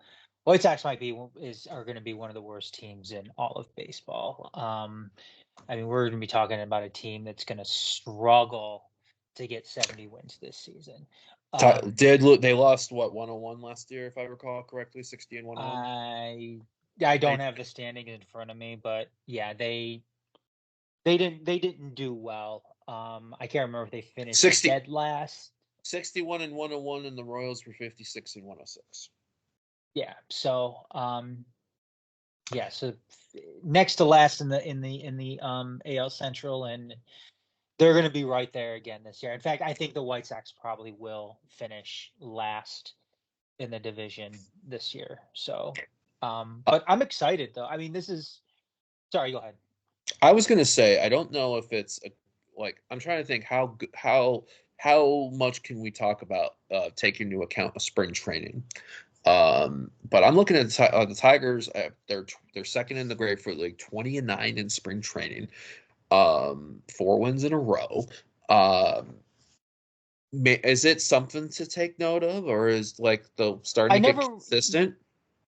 I never want to take wins losses in spring training. Right. You want to take that to heart or anything like that. You want to look at individual performance in spring training, and kind of these position battles, and who's coming out, and in the starting rotation, shit like that. I mean, Matt Manning was one of the bigger ones, maybe kind of a shock to some people, getting sent down to the minors, won't be joining the major league club, won't be traveling with the team north. Well, he will in some sense. He'll be going to Toledo, but he's not going to be in the big club to start the season. And right. Which in some sense is a good thing. I mean, because it just shows that the Tigers do, have a little bit of depth when it comes to their starting pitching, which is good behind Tariq Skubal. And obviously they went out and signed some guys this offseason and got some value on them too, of Flaherty and Maeda. So it's not a total shock that Manning didn't make it. But given some of the and he pitched well this spring too. But the Tigers right now are in a position, in a good position, where they do have some depth in that starting rotation. So they're not overly relying on some guys like they have in the past to, give them more than what they're capable of, or, being unfair and asking a rookie or, like a second-year player to go out and do too much for them heading into the season. So Division, two questions I'll pop in just to give people a heads up of what's to come. We're going to get one of our dear friends in here who is, we know him through the Detroit City community, but he is I almost want to say a baseball junkie. And he's actually was down in spring training, seeing the team play for a little bit. Our dear friend Mike Feldbeard, to kind of get the AKA thoughts. Yowdy. AKA Yowdy. And that will be, we're hoping to do something ahead of the home opener for next Friday. So to kind of give maybe a whole season idea. Do we want to give our thoughts on that, or do we want to save that for next week? I can give like a couple of quick thoughts. I mean, there's a couple of areas of concern. Obviously, Javier Baez is, he hasn't come around and he's cold. He's looked awful. He's looked awful. I mean, it's definitely not what you want to see. And the Tigers, and he's signed, I think, through 2027. So, the Tigers are going to have to find some solution when it comes to, kind of getting away from playing Javier Baez on a regular or even a semi-regular basis this coming season, especially if he's going to remain ice cold at the plate. I mean, he does give you some stuff defensively, but given where the Tigers were at last season and heading into this season, they kind of, lacked an offensive identity, and Javier Baez in that lineup doesn't help that situation at all. And it's something, if the Tigers are going to be successful this season, they definitely have to improve offensively. Like I said, they have to find an identity, a positive identity offensively this season, or else, they're going to find themselves, in second place in a bad division, which isn't an accomplishment at all, or worse. So, and the other one is Spencer Torkelson, was cold to start the season last year, really came on, hit over 30 home runs. Really, really good to see. You're going to want to see him. You're definitely going to want to see him kind of, I don't want to say start out hot, but start out consistent. Because they're really, absolutely, they're really going to be counting on him to kind of, rejuvenate that offense a little bit too. Another one, Kerry Carpenter, obviously had a really, really good season last year. He's a guy that, that they're really going to be depending on. Colt Keith, this season. Colt Keith is another one too. They gave him that big contract, obviously, before he's really had as a prospect. But that was kind of like the new hotness with Major League Baseball teams kind of, giving these long-term big money contracts to some of their younger guys. And that's exactly what the Tigers did with Colt Keith. But yeah, he's one, and there's a couple of other ones too, obviously, that, you're gonna want to keep an eye on too, as the season progresses, especially in AAA and everything like that. Jace Young is one of them. Henry Malloy is another one, and then Matt Manning, obviously, too, I'm assuming would be like the first guy up as far as the pitching staff goes. And I want to look and see how Jackson Jobe does in the minor leagues, because obviously he seems to be one that, I know AJ Hinch said he's not going to make the opening day. He's not going to make the opening day roster, but anyone throwing 102 is going to at consistent 100 miles. People are going to notice that, and hopefully he can keep the momentum and use this as a drive. It's like, use it where you're not now, but you're going to get here. Keep putting the work in rather than, I'm not going to be here. Shit. Playoffs, yes or no? And if yes, to the playoffs, division or wild card? Definitely not making the wild card. If the Tigers are going to make the postseason, it has to go through the division. Right. The American League, the American League East is way too good. you're going to get a wild card out of there. I mean, you've got Tampa Bay, who's going to be good again. You have the Yankees, who should be up there as well. You have the Baltimore Didn't everybody Orioles, in who are the going to be East really have good. winning records? The East had winning I don't last season. in the AL at least. Let me look. I don't think Boston did. Boston's not going to be good this year. Boston's going to be at the bottom of the pack in the entire American League next year. But like Boston I said, was you have 78. Baltimore. Boston was 78 and 84, but yeah, everyone else had a winning record.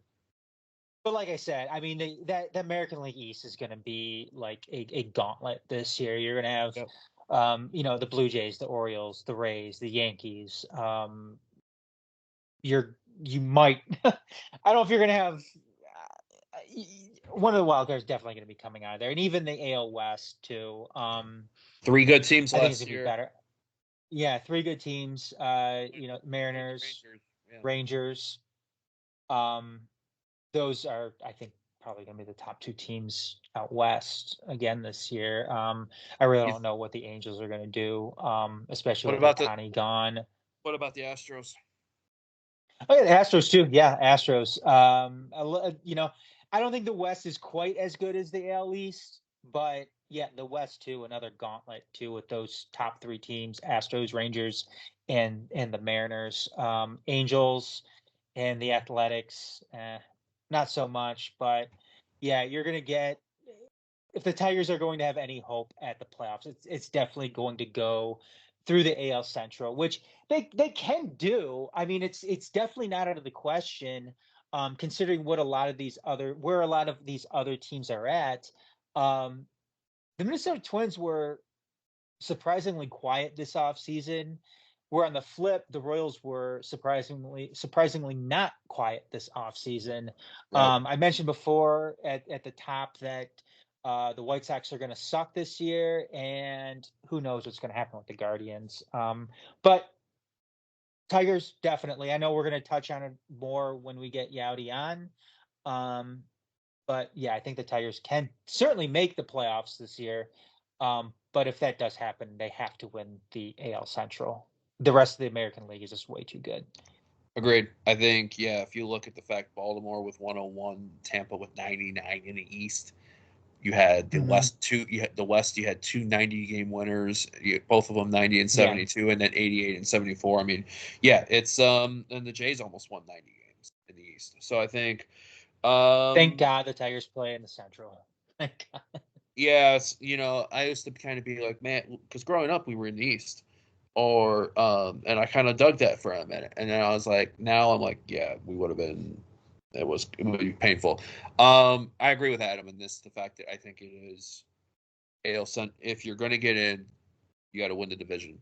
We'll get into further in that, and obviously when we get Yowdy in, I also may want to pick his brain because I know Yowdy also watches a lot of NL ball, so that may be good, especially that we have a interleague after opening. I think we got 2. We got the Mets early next week, and then we got to go to Pittsburgh. So take on the Pirates. So that is it for the Tigers on there.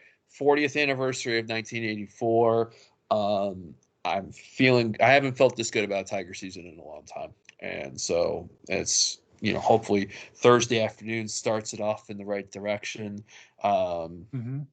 In Chicago in the South Side against the White Sox. Lions news. We've had quite a little bit, especially today. But let's start off with a little bit before today. When we last recorded, Marcus Davenport signed as a free agent, and then Carlton Davis was traded from Tampa Bay.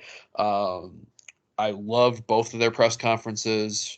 Carlton Davis has swagger, man. That's fun. Then DJ Reader picked up.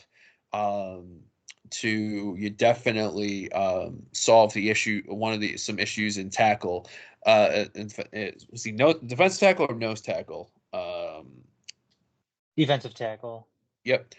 Then Amik Robinson from the Las Vegas Raiders New coach Antonio Pierce of the Raiders mentioned the 5'9", 185 Robinson plays like he's 6'2", 200 pounds plus. And then after that, we made another move recently in here, and that was in the guard position. Kevin, let me see here. I had the information up, but then I think I looked at something else on here. Adam, you might have it up. Here we go. Sorry. We just signed him from the Baltimore Ravens guard Kevin Zeitler, which Yeah, I can't wait to when Yowdy gets on next week. Hopefully, we can rub that one in his face. Yowdy is a Ravens fan. So. Because disclaimer, Yowdy is a Ravens fan. So that was the things in there. So that was our fifth. Counting Matthew Betts joining from the BC Lions, our fifth edition via signings, and then our sixth when you counted the Carlton Davis trade. Then last week, shit got really interesting. Announced when Cam Sutton, who was going into his second part of a multi-year deal, had a warrant reached out for him for domestic battery in Florida. Revealed by Rod Wood today in the owners' meetings in Florida that Sutton was at the Lions complex in Allen Park when they got news of the warrant. They sought advice to Sutton to seek counsel and to turn himself in. Sutton decided to leave the complex and has not been seen since. Although Mike Tomlin, his former coach in Pittsburgh, also noted that he's made contact, but told the reporter who asked the question that it's none of his business what was said. Sutton has been since released by the Lions. Adam, do you know, are we on the hook for that $10 million cap hit? Or are we? Is it we clear once it clears through? If Sutton breached protocol. I would have to go back and look and see, because obviously it seems like. I mean, I don't know. I mean, obviously there's good reason to release him. I don't know what that. I think it might be waiting on league suspension, maybe. That might be. Maybe, yeah. I don't know if them releasing him has any impact on that and any dead cap hit that the team may have. So I'm not sure. I mean, that stuff gets kind of crazy sometimes when it comes to, the rules and the numbers surrounding dead cap hits, and when it comes to when they release somebody, when they don't release somebody, and any legalities that come into question when it comes to a player getting into that legal trouble. So I'm not quite sure. I don't want to say something too that is totally wrong.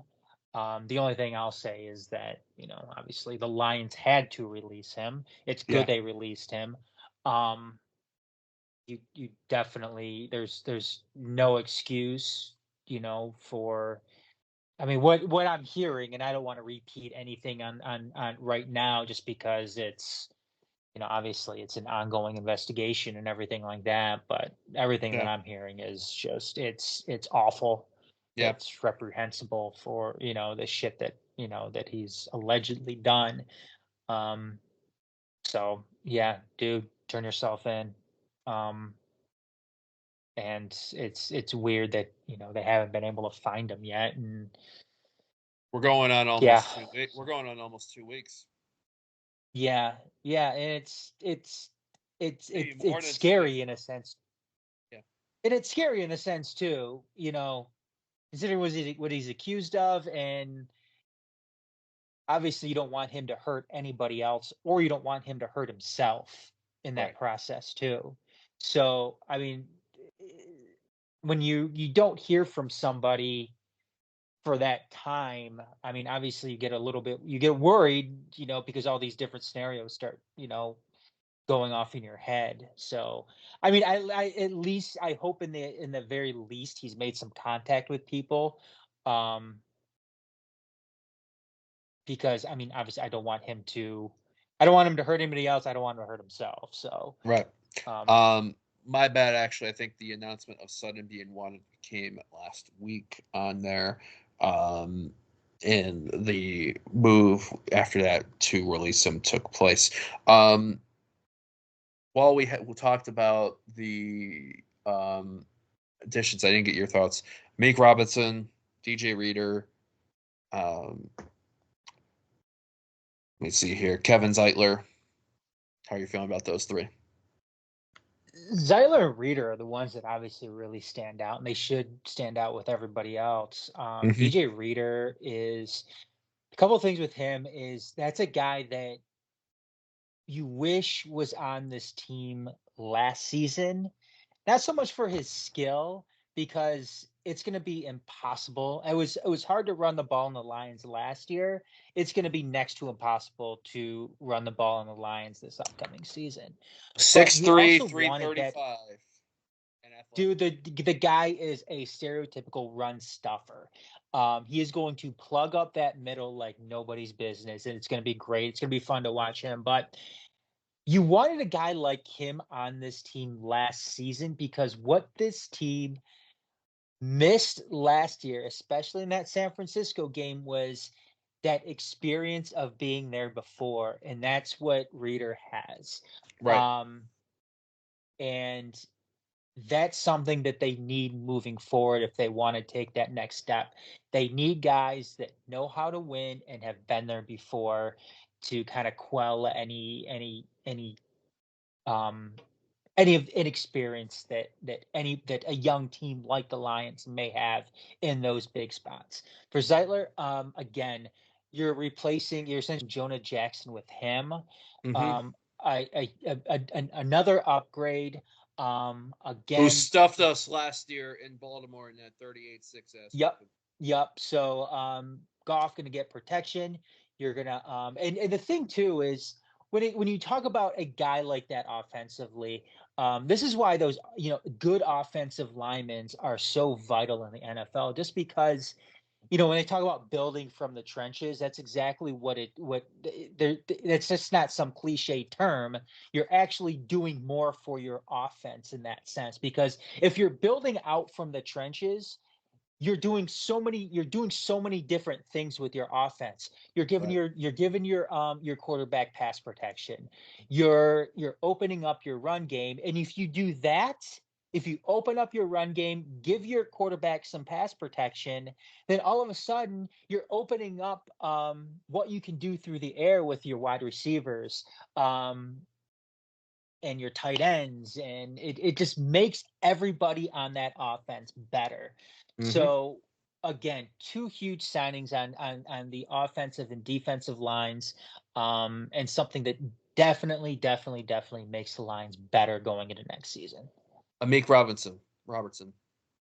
Okay, it's again another good signing, another vital signing. The Coming only off thing a career year last year.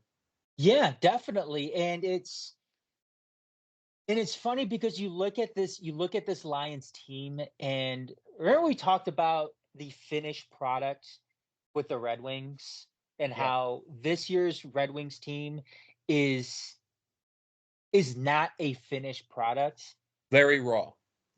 Yes, we are inching ever so closer to this Lions team being a finished product, which is so weird to say.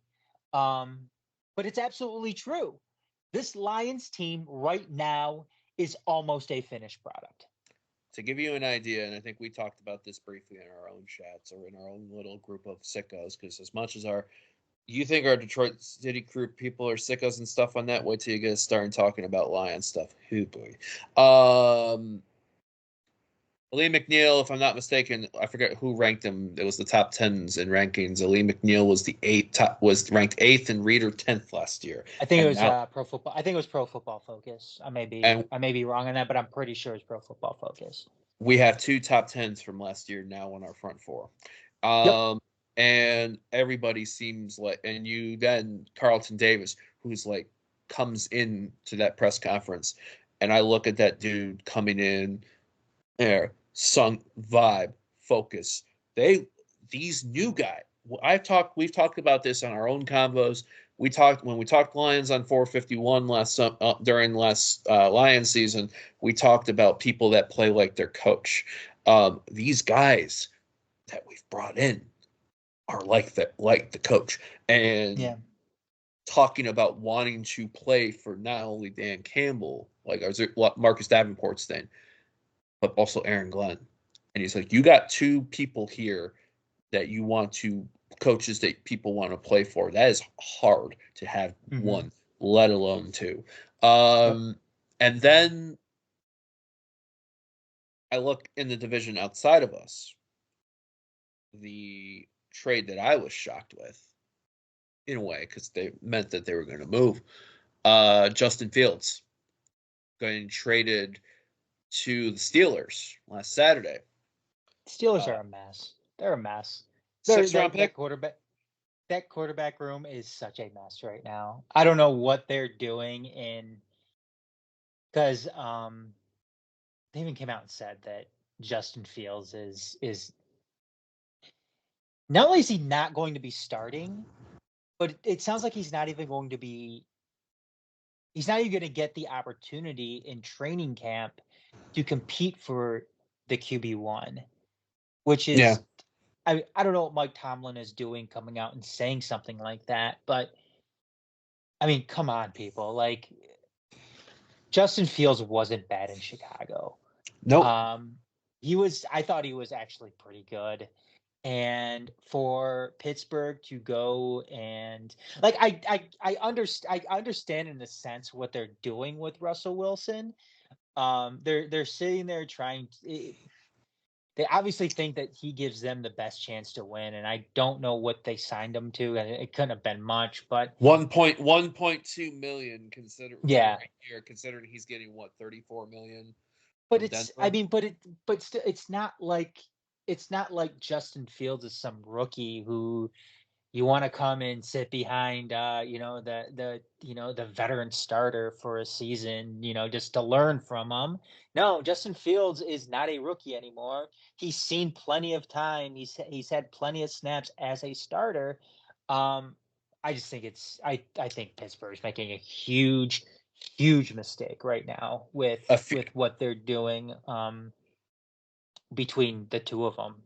I think also too, when you look at that, the Bears are a handful of snaps away from winning just 7 games last year to being a double-digit winning team, and giving us fits maybe for the North last year. Because they were raw in the games. Yeah, and the NFC North was a really, really underrated division last year, and I think it's going to be a good division this year too. So, yeah. I gotta talk about this briefly. I'm going to talk about it. So, yeah, you already know what the fuck I'm talking about. The news, because we've been following this like a hawk. Well, myself and our HR at work, also Lions sicko, in fact, helped me like really fall in love in a way that I haven't before. Then chatting with Adam about the Lions as much as City probably added to that too. News came out from the owners' meetings. Rod Wood, the new uniforms for the Detroit Lions are going to be dropping before the draft, appearing to be announced April 18th. Here's Rod Wood's statement on it, quoted by Colton Pouncey, his Twitter, Lions writer for The Athletic. Rod Wood quoted as, "They're honoring our traditional color with a little updating and twist, ... We're going to introduce a couple different pant options that can go with the jerseys, so it'll give us different options to wear during the season." Your thoughts? So they're updating the color? They're honoring our traditional color with a little updating and twist. Do they go even lighter? Do they go, so by traditional, are they talking classic era 50s? No, I don't think they're going to do something like that, because nobody would know really what the fuck they're doing if that's the case. I won titles then. I know, but you don't want to, again, like it was I have trouble with if teams do that just because it really was a different era. Right. It's like in baseball too. Like, oh, let's go back and resurrect something from the dead ball era. I mean, why do something like that? But I don't. If what that's telling me is they're going to go lighter and they're going to do a more like early '90s type of blue. That's what that's telling me. Which I Maybe wouldn't have it. maybe even lighter, because if you look at some of the shirts, it's not, I wouldn't say sky blue, but maybe like a little bit lighter than like your royal French blue, electric I mean, blues. I hope they don't go that light. I think the early '90s blue, the Silver Dome era, Barry era. I think that's as light as I'd want it to get, and that'd be fine with me. Was it lighter at all? I thought it was, yeah. Did it get lighter than that? Like when we moved the Ford Field and they did the first uni run, when they started Yeah. putting black in the trim, the Kidney years, for example, was that a Mhm. lighter blue? Because then we had the Stafford blue, the first run of Stafford It blue. almost seems like that first blue that they went to when they moved over to Ford Field was almost a darker blue. It wasn't good. I mean, and maybe that's because it was more reflective of And the then there was game. this, But the first Stafford blue when they did the another, which I thought they went darker on that. And then this latest run, which is a bit more of a vibrant blue. It's a blue that changes a little bit depending on I how mean, the if you ask me, I wouldn't want them to change the blue at all. I kind of like the blue that they have now. Mm-hmm. I really wouldn't make any changes if any to the uniforms. I mean, and I think it's something we talked about. Maybe some modifications to the numbers, the colors, maybe. But I don't Traditional, think that. maybe traditional numbers. Maybe you keep the uniform, but you maybe go like old school on the number. Yeah, I just don't think that this is something that the team really needs to do, especially coming off of of what happened last season. I think they're I mean, sticking. I think they realize the popularity though, and we might get to see some more stuff, especially if they're announcing combinations. combinations would be cool. I'm always up for some different combinations. That's why I kind of like the LA Chargers um jerseys so much, just because they have a lot of cool combinations they can do with They that. And I keep think the it's helmets. Yeah, they keep the helmets the same, but then they go the navy. They go the powder. yeah, I just think that they have a really cool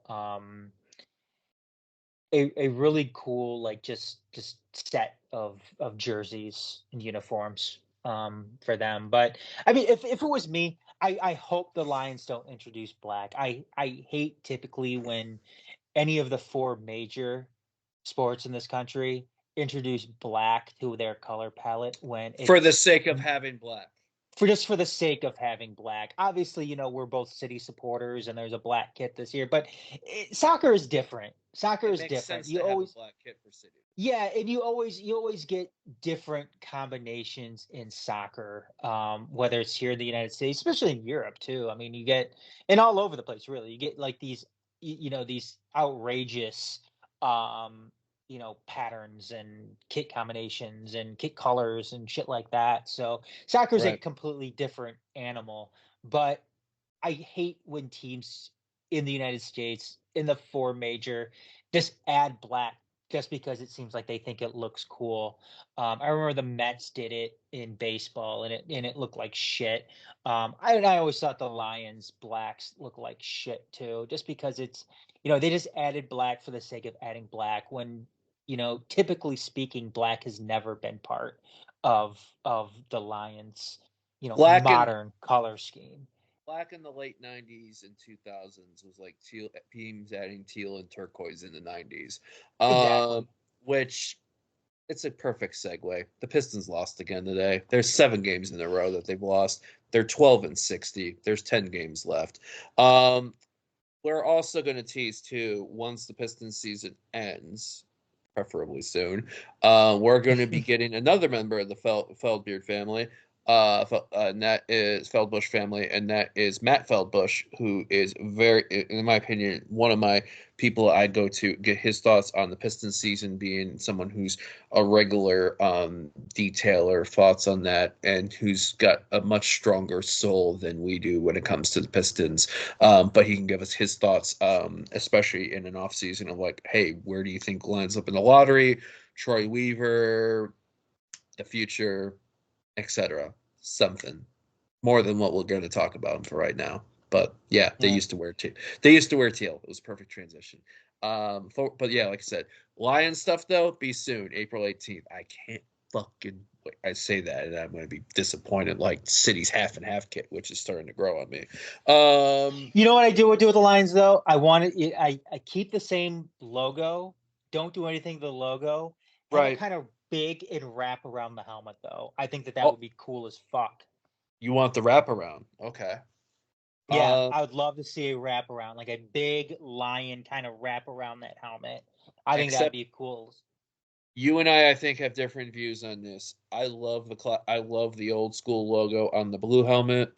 I just love that lion logo. I think it's the lion logo with the silver and blue stripe, the silver stripe and the blue stripe behind the lion, and the white. The lion's, I think the lion's white in that helmet. It's a fresh. Maybe I like that. I like that. I like that logo. I would like to see them modernize it a little bit. Oh. Maybe add a little bit of detail to the lion. Nothing crazy. Just some very subtle modifications to it to get it a little bit more modern. Hot take. That lion had more detail than the lion we grew up with as kids. Correct. Yes, it did. But I just don't think that logo itself works very well on a helmet. Mm-hmm. I would like it though permanently on the Lions jerseys on the shoulder. Get rid of the William Clay Ford initials. And if anything, put put the WCF as like a patch in the center of it, like not on your sleeve, like the Bears with George Halas. Put it as like a little, like a chest patch or something like that. I just get rid of it altogether. They don't need to have it on there anymore. And I hope that's something that they do with these New Jersey. I think New jerseys coming up. I think Rod Wood alluded that they're going to look at how they're going to do that with the WCF. So I don't know if they're getting rid of it completely. I think they're reworking it. So yeah, we're close. We're going to find out about that there. It's been a fun time. Plenty to talk about. Our goal right now is to do another episode this coming week. Not next week, to get some more detailed Tiger thoughts ahead of the opening day at Comerica Park. That is Friday, April 5th. I am glad I'm staying on the east side of the city for work for that one, although I'll definitely be watching the game. And, look forward to getting Yowdy's thoughts on that. And, we'll also know more of I'm sure some other developments on things that are coming in on there. Adam, did you want to add anything final before I go where we can find us? Nothing else from me. No. Just looking forward to this weekend for Detroit City and these upcoming Lions games and opening day. So it's big week in Detroit sports. Wins games. We're already ready for the Lions season. We should be getting a schedule drop soon, right? Schedule drop usually come after owners' meetings, or is it after the draft? Well, we know the teams we're playing. I'm not quite sure. Two quick things. Quick things. Shout out to Oakland men's basketball. Yes. Excellent showing. I know they were, God damn, what were they, a basket away from the Sweet 16? One, yep. And great showing there on Saturday. Tough break for them. And it was amazing them beating Kentucky. But I can't remember who it was, but he was kind of highlighting the, kind of what NIL is doing to college basketball and how teams like Kentucky can't do what they've done in the past when it comes to, just stacking the roster with a lot of, high-end, highly touted young prospects, and have them go up against more veteran teams when it comes to players who are potentially sticking around because of that NIL money. So, yeah, kudos. Big shout out to Oakland basketball, and then Michigan State falling to North Carolina. That one is more disappointing because it's yet another year where Tom Izzo couldn't make it out of the first weekend of the NCAA tournament. And look, I love Tom Izzo. I like Michigan State. Aside from Eastern Michigan, Michigan State is my college. They are the college that I cheer for in the state of Michigan. Again, aside from Eastern Michigan, where I went to. I mean, it seems like it's time for Michigan State to, kind of move into that next era. And so it just seems like the game has passed him by a little bit. I'm sorry, what were you saying, Garrett?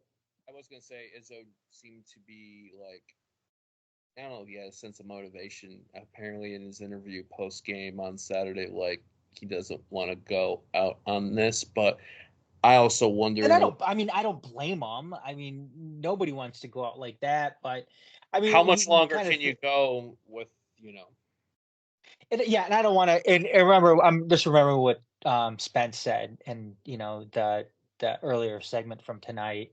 Kind of talking about Trevor being like an old school, Trevor James being an old school soccer gaffer, and that's kind of like what Tom Izzo is. And I'm not saying that to disparage either of them, Trevor James or Tom Izzo. And it's funny, I'm using those two in the same sense right now, but that's kind of what Tom Izzo is, though. He's more of an old school college basketball coach, and it just seems like certain things have passed him by. Again, not saying that's bad for a Trevor James, but when it comes to Tom Izzo and where this game is at right now, it's an adapt or die type of thing, and there's been a big juxtaposition between Tom Izzo teams now and Tom Izzo teams of the past. Right. So, and another thing too, Michigan hiring Dusty May as their new head basketball coach from FAU. So, Michigan moving forward. I always like when teams kind of get away from, especially in Michigan's sense, where they kind of get away from that whole Michigan man type of thing. So I'm glad they kind of looked outside of the box with that one and made that hire. So hired him from he was recently Florida Atlantic. Last 6 seasons there. This is a 5-year. I'm looking at the mgoblue.com website for that. A 5-year deal for Dusty May. Average value $3.75 million. You're right about this NIL money, Adam, because even when I look at how much money a coach is getting for a college basketball program. Granted, I know Michigan's had a decent run in basketball compared to 20, 30 years ago, but it's really interesting to me when I look at just how much money is. We always talk about college football and how much money is in college football, but especially in basketball, especially when you hit March Madness too, because I'm reminded of how savage college basketball Twitter can be come March Madness, and that's another reason why you need a coach that is more in tune with today's game, just because you have the NIL aspect of it too. Right. If you have a coach that isn't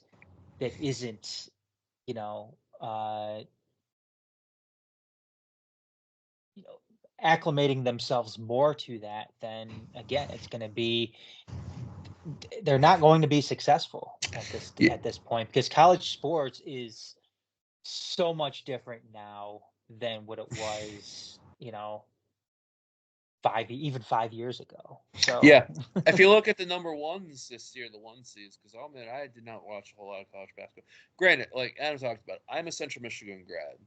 And last time I was 15 years old. The last time Central Michigan made the NCAA tournament when Chris came in and they beat Creighton in the first round before losing to Duke. So I'm more of a neutral mostly for the state of Michigan, except I can't root for Western Michigan for obvious principles. The thing about this in particular, when I look at like, for example, the teams. Oakland beat Kentucky. NC State, so it was a 14 versus 11. NC State's in the Sweet 16 for the first time in how long? Duquesne was in the second rounds.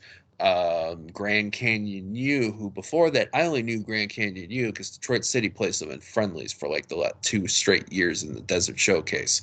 Other you're saying, there's more parity now in college bat. It seems like in that you have your hitters, but you also have teams that are making strides. Like Northwestern yesterday in basketball. A&M almost beat Houston yesterday. I hate doing this, and Adam, I hate doing this, but I do have to give a shout out just for a boost in his confidence to our Channel 451 compatriot Dennis, who has been right now. Granted, and this is happening because he's not doing a paid bracket, but he did a free bracket on ESPN. And you don't need to give him any confidence. You don't need to give him any more confidence. He's apparently like in the I think was it top 500 apparently. Like I'm kidding, Dennis. I'm kidding, Dennis. Yeah, man. But okay, bud. Congratulations. This is as much credit as we're going to give you about this. If he keeps this going, if he keeps this shit going, then yeah, I'm going to have to respect the game. But I really don't want to right now. So, and you can see more, listen to Detroit City Faithful and Folk and all that stuff. You can listen to more of the group when they gather for Tunnel Talk, which is going to be sometime this week, hopefully sooner for Adam's sake. Adam, where can the folks find you and content stuff? Well, again, you can get all the major stuff, majorsports.com. If you're looking for Detroit stuff specifically, Detroit at the majorsports.com. The Major Sports on Twitter at the Major Sports. You can get me on Twitter at TMSNX Adam. Yeah, we're all over the place. Like I said, with Adam, with the Majors content stuff, especially through for there, both Majors Detroit and Channel 451.